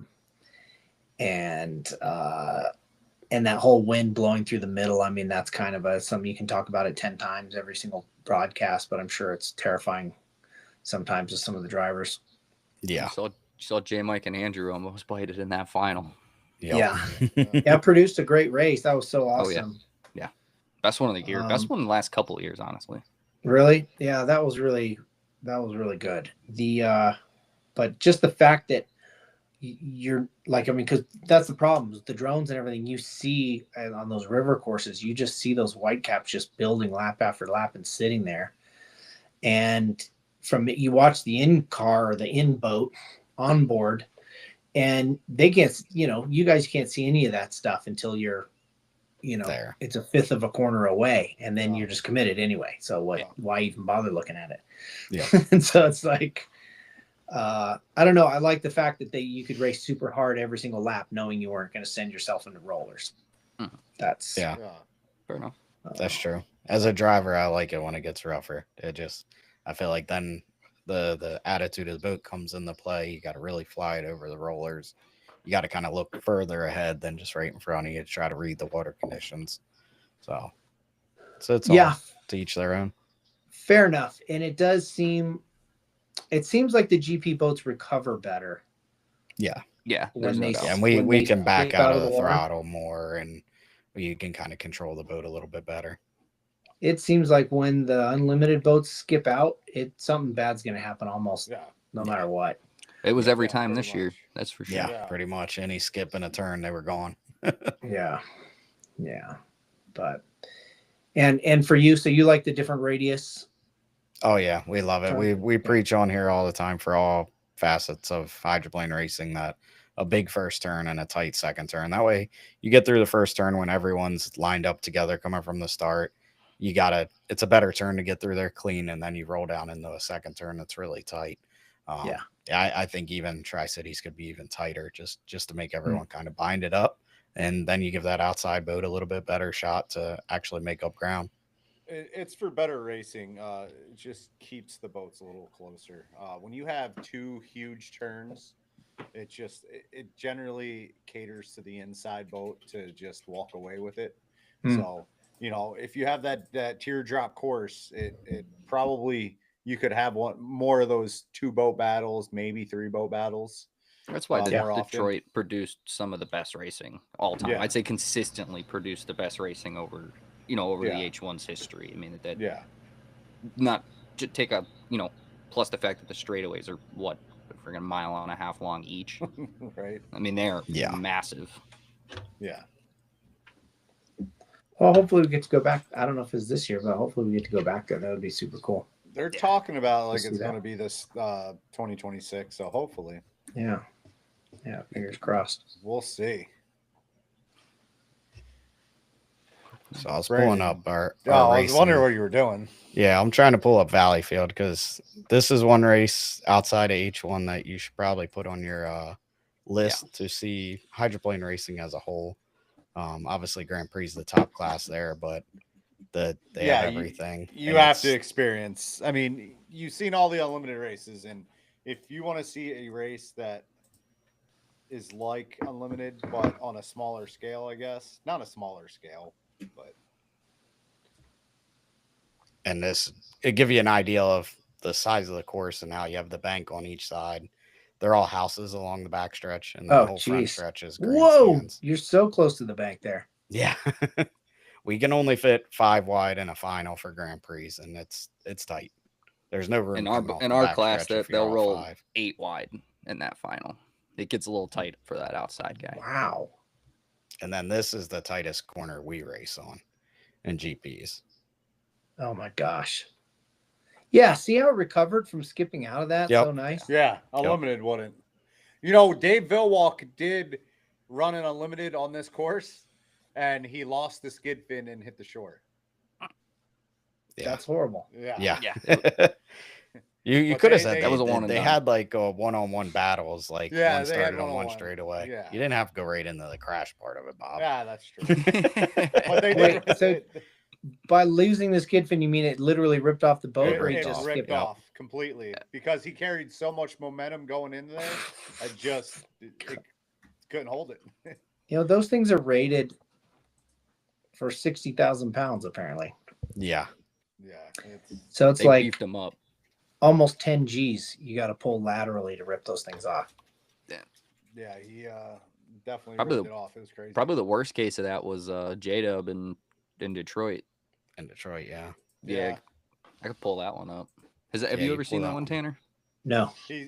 You haven't seen this? That's crazy. No. This. I figured they'd be like, oh, here's H1 and show you all the crazy stuff that's happening. No. I showed up and they're like, okay, hey, this is the front of the boat and this is the back of the boat. Yeah, no, it's baptism by fire. That's crazy. I thought they'd give you a little rundown of everything and then show you some. I just asked questions, and it was mostly race format and stuff, and it was like, man, and the strong guys, they took me in there, they showed me how they measure fuel, and so I got a gist of what the whole racing thing was all about from a technical standpoint pretty quick. But it's I mean, the history is deep, so you can go down rabbit hole after rabbit hole and not really pull up all the videos, of course. Yeah, exactly. So this really probably could have turned out a lot worse, but I'd say not in terms of result, but in terms of the scenario of the accident. This was like worst case scenario hydroplane racing. And this would be Scott Rainey's boat. Yes. Okay. Who's driving? A guy named J.W. Myers. Hasn't raced for a few years. But this is the same boat I believe they were racing this year. Jesus. I could be wrong. So he's out of the throttle right now. Yep. Oh, yeah. Yeah, he lost the skid fin there. And so right here, hold on one sec. He saved a lot of There. people on this one right there. He steered. This is the pits over here. Oh Jesus! And then Docks fans and are there, people, too. and he made a business decision and said seawall instead of the pits. Yeah. He was all right after that. Yeah, I think my He understanding broke was broken legs. leg, really Yep. sore, but nothing super, nothing life Yeah, he threatening. raced. Yeah, that, he's- you know, and he still he's up builds and a bunch of walking. outboards and still helps out their team. I believe he was partners in that boat back then. Yeah. Wow. Yeah, don't show all that stuff to the arrive and drive guys. No. Yeah, no. Just no. That, like we said, just don't show the bad ones, right? Yeah. Yeah, and you can put it and the spec class is great, and because it's already established with the different speed limiters and stuff. Yep. So Yeah. That's what some of our commenters on Facebook said. They said, you guys trying to get Tanner to drive and then show him all the bad accidents. I do have my skiff accident pulled up because I was going to tell you if you ride with You gotta- anybody in you skiff, gotta don't show ride him. with me. Nick, yeah, let's Nick, see that Nick Kish said because that that's- skip thing's never happening. Trust me. Yeah. Hey, I'm with you. I won't ride. I got to one. find it again. Nah, Nick happen. Kish said X'd Nick out of Kish it, said but that was the T4 of Rain, and that's Rainey's backup boat now. So that was the one they were running not prior to last year, right? Yeah. Yeah. Okay. Yep. He also said that he thought your favorite course was going to be Madison since there was an air conditioned hotel room off of turn 2. That was nice. I love that hotel there. That And the fireworks. Oh yeah. Oh yeah. Yeah. That's cool. That's probably, at least in the States, Valleyfield's the, from the inboard categories, the limited classes, the mecca. But I'd say just in terms of overall event and consistency, obviously the Gold Cup moves around and, Yeah. those events will be spectacular when they have them. But Madison year in, year out is like that Yeah. every year. Yeah, Yeah, I mean you that's have cool. the parade, and the parade's really cool because you get to engage with the fans and see all the kids Oh, that are excited. Yeah, kids. I mean, 3,000 kids. They can't all live within like 3 hours of that place. Yeah. Yeah. So this was fighting for lanes. We don't establish our lane till the exit. So we're kind of racing just like H1 does. And you're not supposed to lift in these boats, but I did. And then you essentially lose control if you're not under power. They don't steer. They're like jet skis, And they never wind up upside down. unless Brandon Sometimes. Oh shit! Wound up upside down that day. So Wait. and then They're supposed to be self-correcting, but it didn't self-correct itself. Yeah, check please. see, but this rider is my buddy, and I had also stuffed a skiff and sunk it all the way to the bottom of the Niagara River. Another accident that doesn't happen often, but he got back in the new boat with me. We said, "Oh, that'll never happen again." And yeah, I'll stick to hydros from now Brandon's on done out. with skiffs. Brandon's Yeah, not I'm good. done You with should have skiffs. done Yeah. with skiffs. When my Plus, wife they're- rode, when my wife rode with me, we were safe. Never hurt her. I'm telling you, that roll cage. First of all, I mean, how fast were you going when you went over? That was about That probably right there. 70. 70. That roll cage just grabs that thing Yep. Yeah. and your head. Also, I guess Oh Yep. yeah. The water. Did you even pressure is have- ridiculous? things behind your head. The seat was just a little bit behind the head, but you don't wear. So in did it those just boats. lift your helmet? Try to lift your helmet right off Yep, your tried head. to bucket it, and yeah, you don't wear neck restraints in those because you're constantly looking around. People like the vision, and yeah, and you're not on oxygen in those, so No. you gotta get out. There's no choice. How was swimming with a suit and a helmet on? It's hard. Yeah, that the first one I didn't feel like was so bad. And we don't wear the life jacket. We have flotation in our suit. First one wasn't so bad. This one I was like, I think today's the day I drown because I'm tired of swimming and I can't keep up. And you didn't have a flotation? We just Oh, have he like did. so you can put flotation inside your driving suit versus wearing like a huge life jacket. Yeah. Like so that's what I wear in all the hydros so I can get my It just belts wasn't tighter that and stuff. much, though. Yeah, it wasn't enough to keep me buoyant when everything was soaking wet. Yeah, some people, particularly in the hydros, don't want to have too much flotation, be it that you do have to kind of swim down to get out of that cell if you go upside down, and too much can Right. hurt your case. That helmet would have been at the bottom of the river. Yeah. Yeah, we're getting out in one way or another. Yeah. There's Yeah, survival instincts. you got to thrash. You just thrash. I kicked my rider on the way out. I had to get a little push off so I can get out. Yeah. Hey, Oh, you're on your Mason own. Russell, he's in shape. He'll be Yeah. all right. Make sure you turn it off. Mhm. Yeah. Thank you for showing me that video. I really appreciate that. Yeah, you're welcome. Gives me some ammunition. So when, now we just got to get When you on someone asks you, a GP or unlimited or something. Not Yeah. or if you not want a to start in the vintage. 2.5. So you have an Yeah. offer here from our team. Well, our owner, we can tell him what's going on. Either a 2.5 to start with or the GP. We'll find a Do you place. guys- You just do you got to get go your down dunk to- test. Do you go down to Havasu for the what is it, Desert Storm or something in April? No, we don't. We have one of our GP owners has been talking about doing the big one there. Like, why not try to run through the traps when there's a ton of eyeballs on? I forget. I can't even think of what it's called right now. Off The one top of where my that- head, just happened that like a offshore month blew ago. over Talking this about year. the Ozarks. Yeah, Oh, Yeah, the the Ozarks. shootout at the That- the Ozarks. Ozarks. There's one in Havasu, and I think a couple hydroplanes were going to come. Okay. And then, so there may be an opportunity early one of those mornings, and they're going to have a thing to certify, cockpit certify Okay, There you dunk go. test. there. So you're telling us you're set. Well, could be. There's There a you couple go. of my buddies that are like big influencers that are super interested in that kind of stuff. Okay, cool. So I'm trying to get them in, but a byproduct of that may be that I get to jump in. It's I hear it gets really windy there, but it would be hopefully a protected area where they actually build a course and have safety and everything.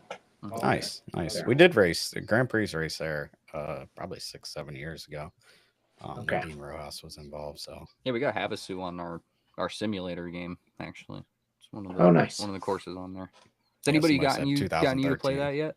racing. No, Do you have a wheel and stuff?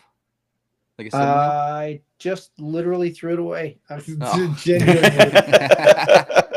I had Hey, one that wait, was I did mediocre, see but you're newly married at a year and now you're throwing away your sim rig. Oh, come luckily on, my man. wife's not like that. No, it was at an old house that I'm renting, except the renter that was in there wanted it.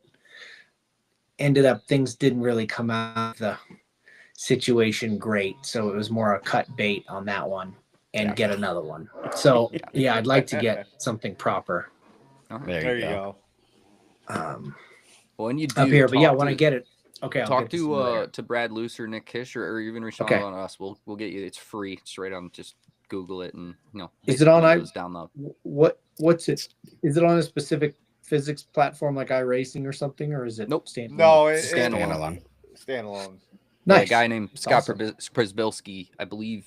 Is he from out west or is he from He's over from here? out- I'm not. I have no clue. I'm not sure, but he's from he Seattle, is sorry.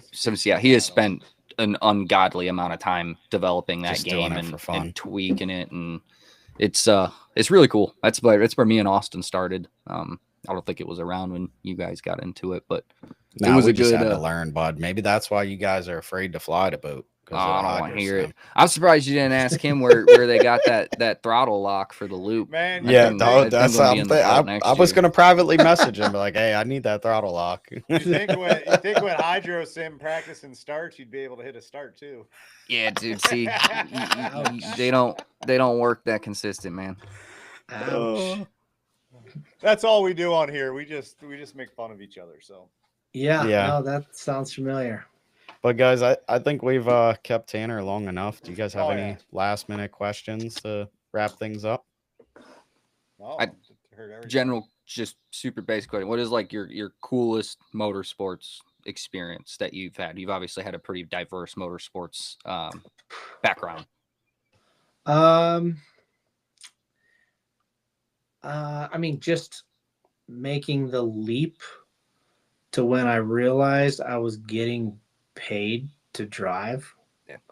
All right. That was probably it. I mean, what comes to mind, easy ones are like X Games or like first X Games Gold was a big deal. And Mhm. because X Games back then was freaking huge. Some of the stunts or, working with A-listers and stuff like that always seems like a highlight. But honestly, just going from being not a great student, finally getting out of school, and making the weird decision, which was I don't have entrepreneurial parents. They're pretty traditional jobs, and making the leap to doing your passion for work and then actually making money at it, to where I didn't need to borrow money from my folks. That was a big deal. That's cool. So, and I'm thankful for that every freaking day. And it's and honestly, I'm live my life a little bit. I wouldn't say in fear, but I've lived my life knowing that easy come, easy go. Yeah. So you got to freaking overachieve, over deliver, diversify, which is one of the reasons I wanted to learn about boats. Not just to drive, just to understand the business of it. Yeah. You got to be hungry if you want to, keep getting paid to do fun stuff, because there's a lot of other people that do kind of not fun stuff for work that would love to have your job. Yeah. Exactly. Yeah. Yeah, I don't think you could have wrapped this episode up better if I asked you to. So good. But yeah, man, we appreciate you taking time out of your busy schedule. Excited that you are looking forward to maybe working again with H1 and coming out of the races next year, and hopefully you keep enjoying the sport, and we're look forward to your perspective of getting it to the next level. So thank you. Thank you guys for the time. Appreciate it. Good talking to you all. Yeah, thanks, man. You. All right. Thank you, fellas. See ya. Have a good one.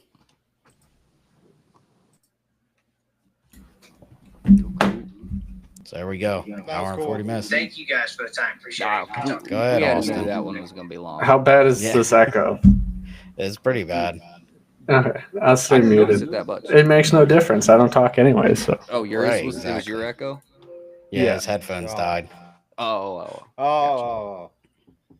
Yeah, so that was pretty cool. I like Yeah. I like to see his perspective on things. That made it pretty interesting. Yeah, it's I cool did that he's been in so many different sports that he feels like hydroplane racing, like we've been saying on this platform for 65 episodes now, that like we're just a couple moments away, a couple right key pieces, and just keep building that brand up and getting it out there. I think he learning more about him, his background, the different things he's done, and he is a uniquely positioned person to help this sport. Yes. As you know, not just from the business side. Obviously, he has he did all the driving, multiple different disciplines, but building a series, even investing his own money and building something from the ground up, getting to work with guys like Travis Pastrana, Deegan, just names that it doesn't take. I don't follow motocross, but I know all those guys. Yeah. And I think what the connection side, and then the experiences and trying to build things, seeing how different sports work, like he said about the move from rally racing to rally cross, that was kind of an American oriented change. That's how Americans preferred to watch. The Europeans might get a little bit, and that's why it's always F1's always you kind of see one car after the race starts going, but they like that. Americans maybe not so much. They want to see the constant bumping, the constant side by side, and that's why NASCAR they want that excels. like instant gratification. Yeah. Kind of mentality. I think he's a uniquely positioned person to help the sport, and I'm glad he there's two things he said that I love as an outsider to see it, because we talk about it all the time, the family aspect of it, and then the passion that everybody has for it, because I think I've always thought those are our two biggest selling points. Obviously it's cool to watch, but how do you make it from just a cool spectacle to something that people actually engage with? Yeah, exactly. And I mean, I hope the powers to be, and I hope he kind of mentioned it on here that like he's not really in that position to give advice, but he really is. He is our core subject. Somebody new, fresh face, been through a lot of things. Even him talking, like it wasn't like he's against turbines, but maybe automotive just opens you up to more sponsorship. He hit the nail on the head. You got batteries and maybe propellers. Like, what else do you have that you can actually put in that thing that we don't have? Where like Rallycross and all these other things he did, they have manufacturer backing and offshores. they're doing really well because they have Mercury Racing. Well, we don't have Mercury Racing Yeah. on inboard hydroplane, so we got to figure out where that's at and how we can get that in there. But somebody's just got to try it. With someone being in his position that's been involved in a lot of different things, he's someone that you don't want to wait 3 or 4 years to get his opinion on things. Mhm. You want it fresh when he came in. He's seen a season. Ask him now, how do we make changes to better this product, to make it more marketable and to make it bigger? Because a fresh opinion is better than one that could be altered over time from different influences and stuff within the sport. Well, I feel like it. Go ahead, keep going. So I think right now what he's said. What are you guys laughing about? Just keep going. I think right now his opinion should be taken heavy, and some changes. Look into making changes, not just make changes, right off the bat, not even thinking about it. Just start thinking about, all right, well, that's a good point. How do we do that? And start building on it.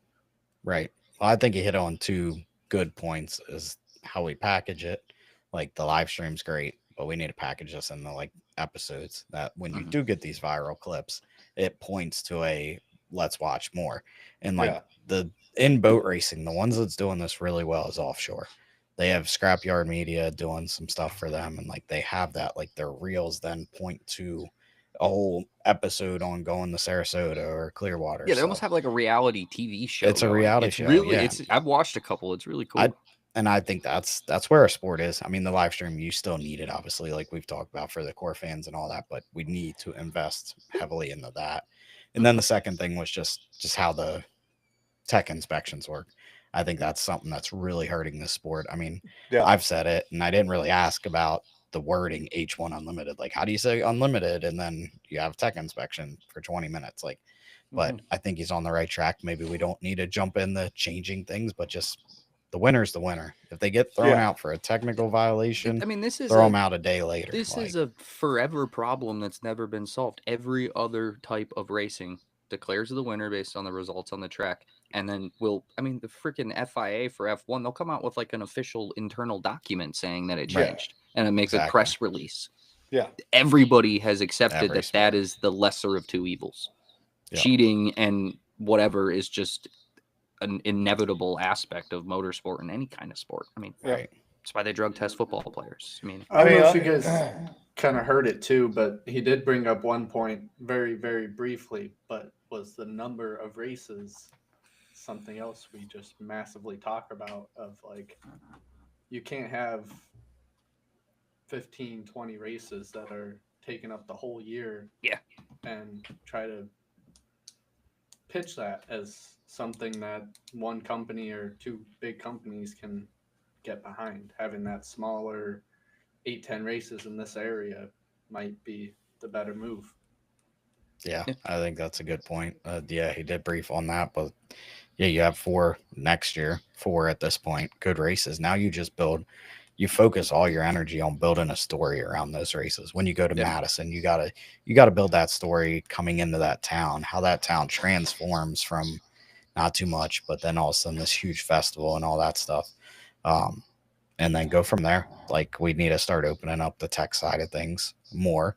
And any definitely hit on it that the live stream, they're doing a lot of this, but it's hidden in there. I mean, unless you're sitting there watching it for 8 hours, Bobby Couch Kennedy, you miss that stuff. And hell, Bobby misses it half the time too, because he's probably sleeping.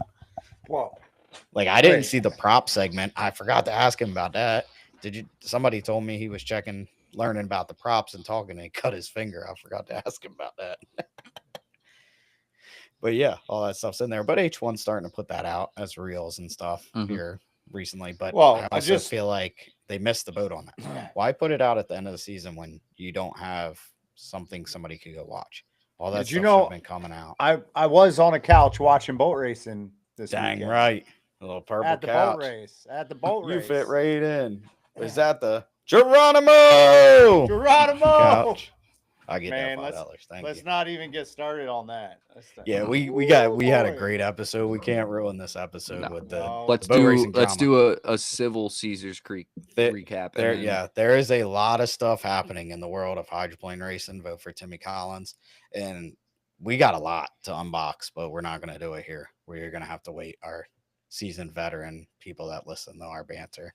Yeah, Go ahead, boys. You guys went. Bobby went to his first boat race this year. He is an APBA member now. That was my second. What was your first? Mott Lake for like. Oh, that doesn't count. It's in your backyard. But I just got to say, because voting is going on, please vote for Tim Collins, the onboard racing chair. He's the only one on the ballot, but you have to mark the box. If you mark the box, he doesn't get the vote, and it's just bad. So make sure when you get your ballot to vote for your inboard chairman, mark that box that says Tim Collins. He's doing a lot for the sport. He's trying to implement drones. Just got to get the race sites on board. He helped. He's going to be with Chase and Tails. He's going to be with Chase and Tails. He helped start this podcast. He's going to come on here if elected to stay in. He's going to come on the podcast to give updates on what's happening with our category, what's going on behind the scenes. Not everyone gets to see. Everyone, it's an ongoing thing with each chairman. Everyone thinks that things are happening behind closed doors, but really it's just because there's no platform for them to speak on. And now that we have Chase and Tails, we have the platform, and Tim Collins is more than happy to come on here and just share what's going on with everyone. So that's a bonus, because if you vote for him, you definitely get that. Our backing. You get our backing with him coming on our podcast, and he can talk to you about what's going on. And then when we get more time, we gonna be the chairman. But right now, Austin backed out. He got sissy. He's gonna be chairman, but he backed out. So Timmy's our next best option. Austin backed out because he endorsed Timmy Collins for inboard chair. He didn't want 2 write-ins. Timmy, how many hours you work a week, Brandon? Hold on. Timmy's been all right, guys. Hold on. Timmy's been to 17 races this year, so he's been to more racing in more regions, been present in more regions than anyone in the whole country. He helped bring in some new engines over last winter. Everyone says we new engines in racing, and he's not trying to steal our rule proposals. So,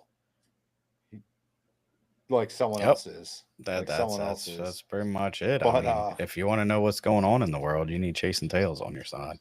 Yeah, and you need vote for Timmy Collins. So what else happened at Caesars Creek? 2.5. I'll tell you what, Eddie was lights out. He's fast. I really like that big course. But we're almost there. Boys are almost there. 1 mile an hour slower. We just gotta work on some props. If we didn't break all our props this year, we might have had a prop for yeah, we were running weird gears to try and make a Brockville prop run on Caesars Creek. Yeah, but it was fun. A good competition there. I mean, yeah, no, it's good. I was really happy to see Sontag run that well. That's the best that boat ran all year. That was awesome. I will say, the finishing order was the same as last year when everyone had Fords. So the Hondas changed nothing.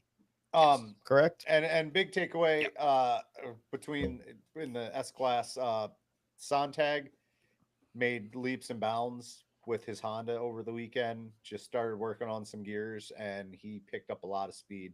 4 races this year, I believe, and look at what he's been able to do. Yep. As a driver, because he's not sitting there battling his boat the whole damn time. Yep. Kevin Kreitzer, he had a lot of gremlins with the Honda, but he's going to get them worked out. But Kevin Kreitzer does have a Honda in his boat now, so we can add another Honda to the list. So that was pretty cool. And shout out to the Kreitzers for putting a race on. Did a hell of a job, as I always do. As always. It's a great race to end the year on. Yeah. So that's that. Caroline Oliver was out from Region 4. Carolyn. Yeah, was out from Region 4 racing with us. That was cool. So then we move into obviously, boys, congratulations on that. US congratulations to your US1 Thanks. National High Point champion. 2.5 mods, there was one. I don't know. I think they stepped up with GNH or something. Yeah, like he was that. running with Cassie. National Mod. Well, okay. National Mod, yeah. Yeah. I know that. I think he got it up running one of the heats. I'm not Yep, totally he did. sure. He I know did. he's doing a lot of freaking donut stuff. Yeah, and Yeah, I those think boats the are engine's a infamous for little that. hurt. But there was one 2.5 mod. I guess there's, as much as I bash 2.5 mods on here, I do hear there's going to be a little resurgence of 2.5 mods next year. Yeah, because the Fords are going to run there. Doug Binions coming out. Randy English is supposed to be coming out with a couple boats. Maybe Jason Brennan. Man, we talked about that with Tanner about like not feeling the speed. If you want to feel the speed of a hydroplane, it's in a 2.5 mod. Like them little boats are cooking. Yeah. I mean, Y boat's probably the same, but I've never got one running, so I can't stand on that.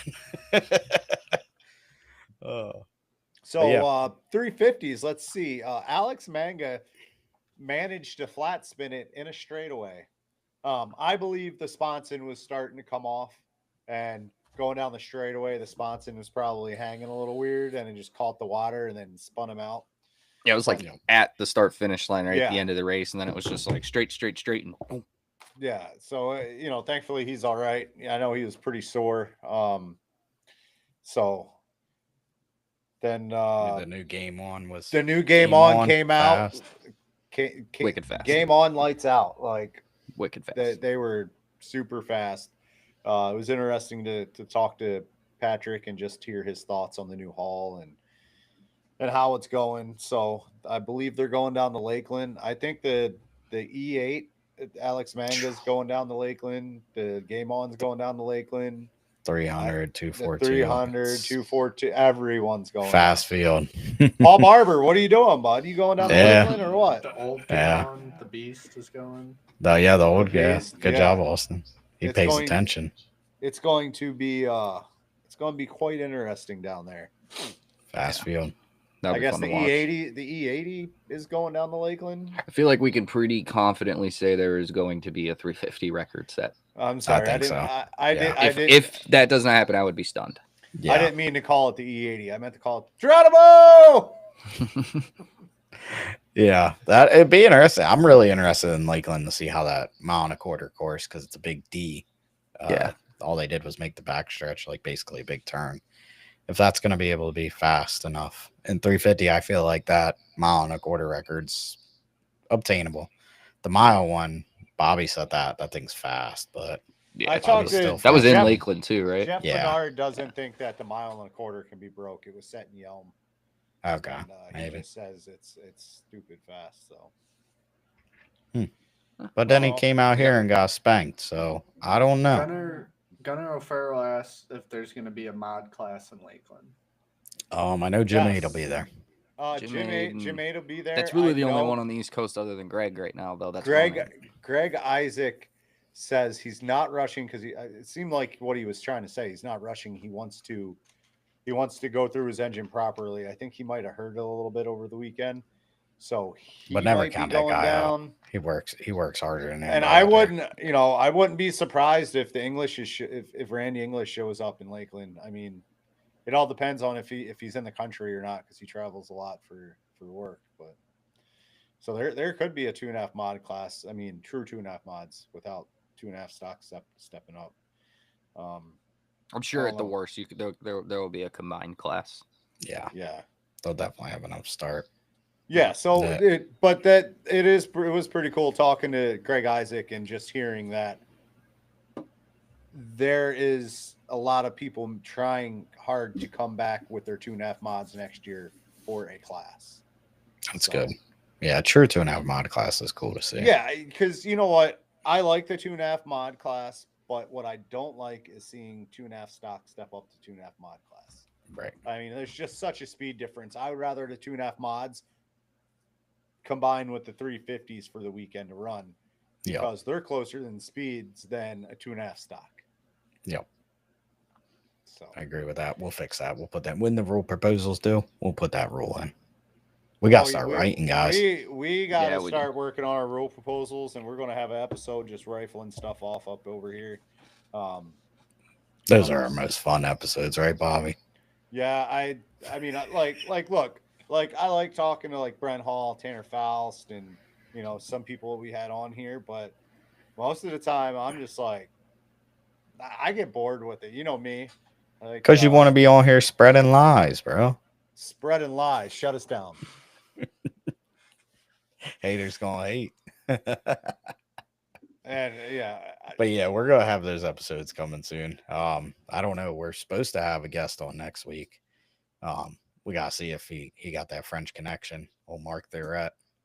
He's our next man up on. All right. Well, I guess if it's Mark Thurett, we can have another guest. They might not be PG rated with Mark Thurett. I mean, you guys saw the episode when I was in Valleyfield and I walked by him and he started telling Bobby stories.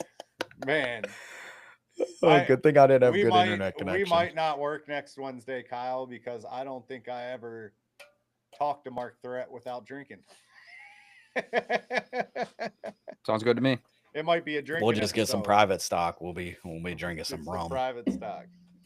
That's it. Jeff said you had it wrong. Of course, Bobby heard it wrong. That he thinks that the mile and a quarter can be broken because they did not set it at Yelm. That's a shocker. Bobby got something backwards. No, it was not wrong. I said it on the Chasing Tails podcast. It's 100%. It's 100% right. That's definitely not spreading a lie there. God dang it. Here we are. Our batting average is going downhill. Oh, man. Speaking of Jeff, heard the saying did Kyle Bipes pick on him again while y'all were down there in Caesars Creek? No, because I think Kyle was going to, but I think there was a little too much drama So we'll just leave it at that. There's too much drama already, and I think Kyle's just like, I'm just going to let this go. That is shocking. He's getting soft. I would send him to training. All I gotta say is there would have been zero drama if this race had drones. Every race needs to have drones, and Timmy Collins is trying to implement that. Not implement. There we go again. He's trying to get it going. Let's get drones at every race. Here he goes. He's gonna start it now. I'm not starting. Hey, maybe we should hop off the pod and we can hop off the live and you can just go into the record studio and just start recording your rants, and then we'll post them as reels. They'll probably get a lot more views. But yeah, so next week's did we finish up Caesars Creek? I know Austin's ready to get to bed. You got to work hard tomorrow. Yeah, I mean, I think the only other class that was SE and SA. I know the what is it, the 80? Is that Greg's other boat? 90? 90, I think. 90. I think they took first for the weekend. Cool. Which was cool. What's his name was driving? I saw Britton was out there. Britton was driving that. Came out there. That's fun. Yeah, Britton was driving for Barker. Nice. Yep. Yeah, he was out here with his SA boat too. Oh, cool. Yep. Yeah, it was cool. I just looked over. I'm like, oh, there's Britton. Holy crap. Awesome. So yeah, they definitely had some. It was cool because Caesars Creek, generally only doesn't get too many outsiders, but you had Eddie Canfouche, you had Joe Less, you had Caroline, you had Britton, Greg Isaac. So anyone else I'm missing? But all right, I got their shade. Them big courses suck for shells, dude. They do. It was so. But I guess if they don't have many fans on the beach, right? Is what somebody told me. So if that's like this is our race to go fast, whatever, we can have. I think that's ultimately what. But if I think that's some of the draw. If you got a bunch of fans there, you got to make it a tight course, make it some action. But if there's no fans, let it be a fast course. There's 15 on the beach. But I do got to say, best race of the weekend has to go to J. Michael Kelly and Jeff Bernard. They had a side-by-side just freaking dude. It was awesome. Yeah, it was cool. Nice. The final, I don't know what all happened. It got hectic in turn one in the Sunday final in 1 liter because everybody but JMK and Jeff got up there early. Jeff was in 1, JMK was in like 4, and dude, I'm guessing they whizzed by everybody like at the entrance to turn 1, and it turned into a mosh pit. Oh man, you could see it coming from a mile away too. Yeah. No, it was good, but I gotta say, Timmy on Saturday was faster, but only 2 seconds faster than Eddie Canfouche's heat. Yeah. So 1 liter mods and 2.5 stocks, they just need to combine. I mean, just make one big happy class. Timmy Collins says it's illegal. You can't. I'm like, well, it's not illegal. I mean, I don't think if we combine them, anyone's going to get arrested. So right. Yeah, we can make it legal. Yeah, all you have to do is say, hey, this is legal. Well, if the Fords just go running 2.5 mod next year, shit, like just I'll go run with the 1 liter. I'll have ChatGPT write me up a rule proposal. Oh, yeah. I mean, I guess you guys will never call me soft again. This is not the way this episode's supposed to go. Man, I was not expecting that. I'm in danger. Don't ever call me soft again. That made me real mad. I was gonna stay off. I told Brandon when I talked to him today, hey. Wow, that's crazy.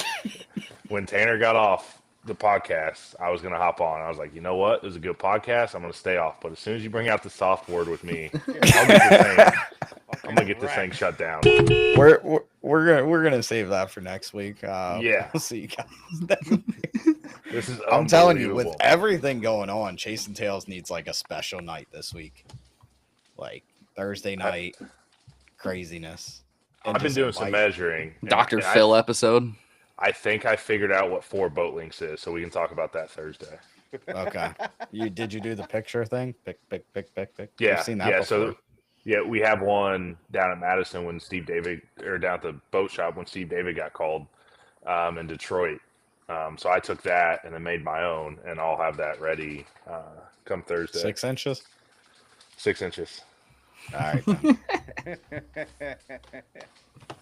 So we might have to do this Thursday. We're gonna run it back. Are we? No, I don't think we can't get canceled if we do it on a random night. We can't get canceled anyway. Yeah. No one owns this. APBA is giving us money. Pretty soon, 25/7 Creative will own this. just for show and tell. Yeah, we got be a you big guys. press Sorry. release and everything. Yeah. Yeah. All right. I just had to get on here and tell you guys, don't ever call me soft again. Soft. Why is that so loud? I don't know. That hurt. I don't know. We got buttons though. Yeah, and I did talk a little. I love when Austin hits the buttons and it reminds me that there's buttons. I did talk a little trash to Bernard this weekend. Yeah. He said he's all right. Well, yeah, somebody asked him, so I had to make sure he was all right too. But yeah, it was. I can't say it on this podcast because it'll get us canceled. Maybe on Thursday. Yeah, Thursday's unofficial. Thursday's unofficial. And we'll drop the link. Anybody can come on. Let's banter. Yes, anybody. If you would like that, drop a yes in the comments. I mean, we can talk about anything. We can talk about fuel specs. Boat links. Driving inside the course. Double Dutch rudder. The double Dutch rudder. We can talk about a lot of stuff. You were wrong again, Kyle. That's what Jeff said. I did talk trash to you. So he did. So Jeff's even saying he's soft. Yeah, Jeff is getting soft. He got his ride stolen. He's all butt hurt.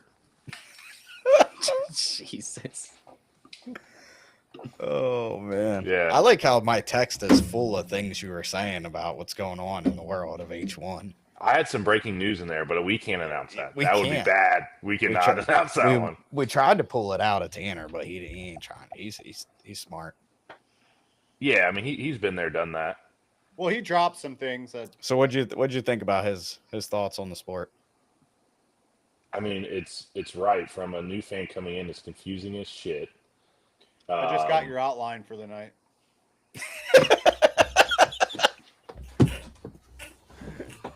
Thank God. It's confusing they got him as what? As shit. They nailed it. Got it. They have to make the rules easier. So when I go out there in November, I mean, one of the things I'm going to bring up, and it's going to get shot down immediately, but this is the stuff that we have to do is, yeah, you can test Friday and you can test all the gearboxes that you want, all the propellers that you want. But come race time, you only get one gearbox. If you want to change, then you get delegated outside and back 5 seconds. Something to make this sport so Strong, BWR, the teams that have all the money and all the equipment can't bring 15 different gearboxes, 35 different propellers, and then here's Madison running on a freaking lug of a prop, one gearbox that's not set up for any course that we ran, and one motor that may have igniter issues. We don't know. But it not to give us a chance to win, but to let somebody new coming into the sport that doesn't have billions of dollars or even millions of dollars coming into the sport that they can go run and know, okay, yeah, I'm probably not going to win, but I can go out there and run, and I can do this on,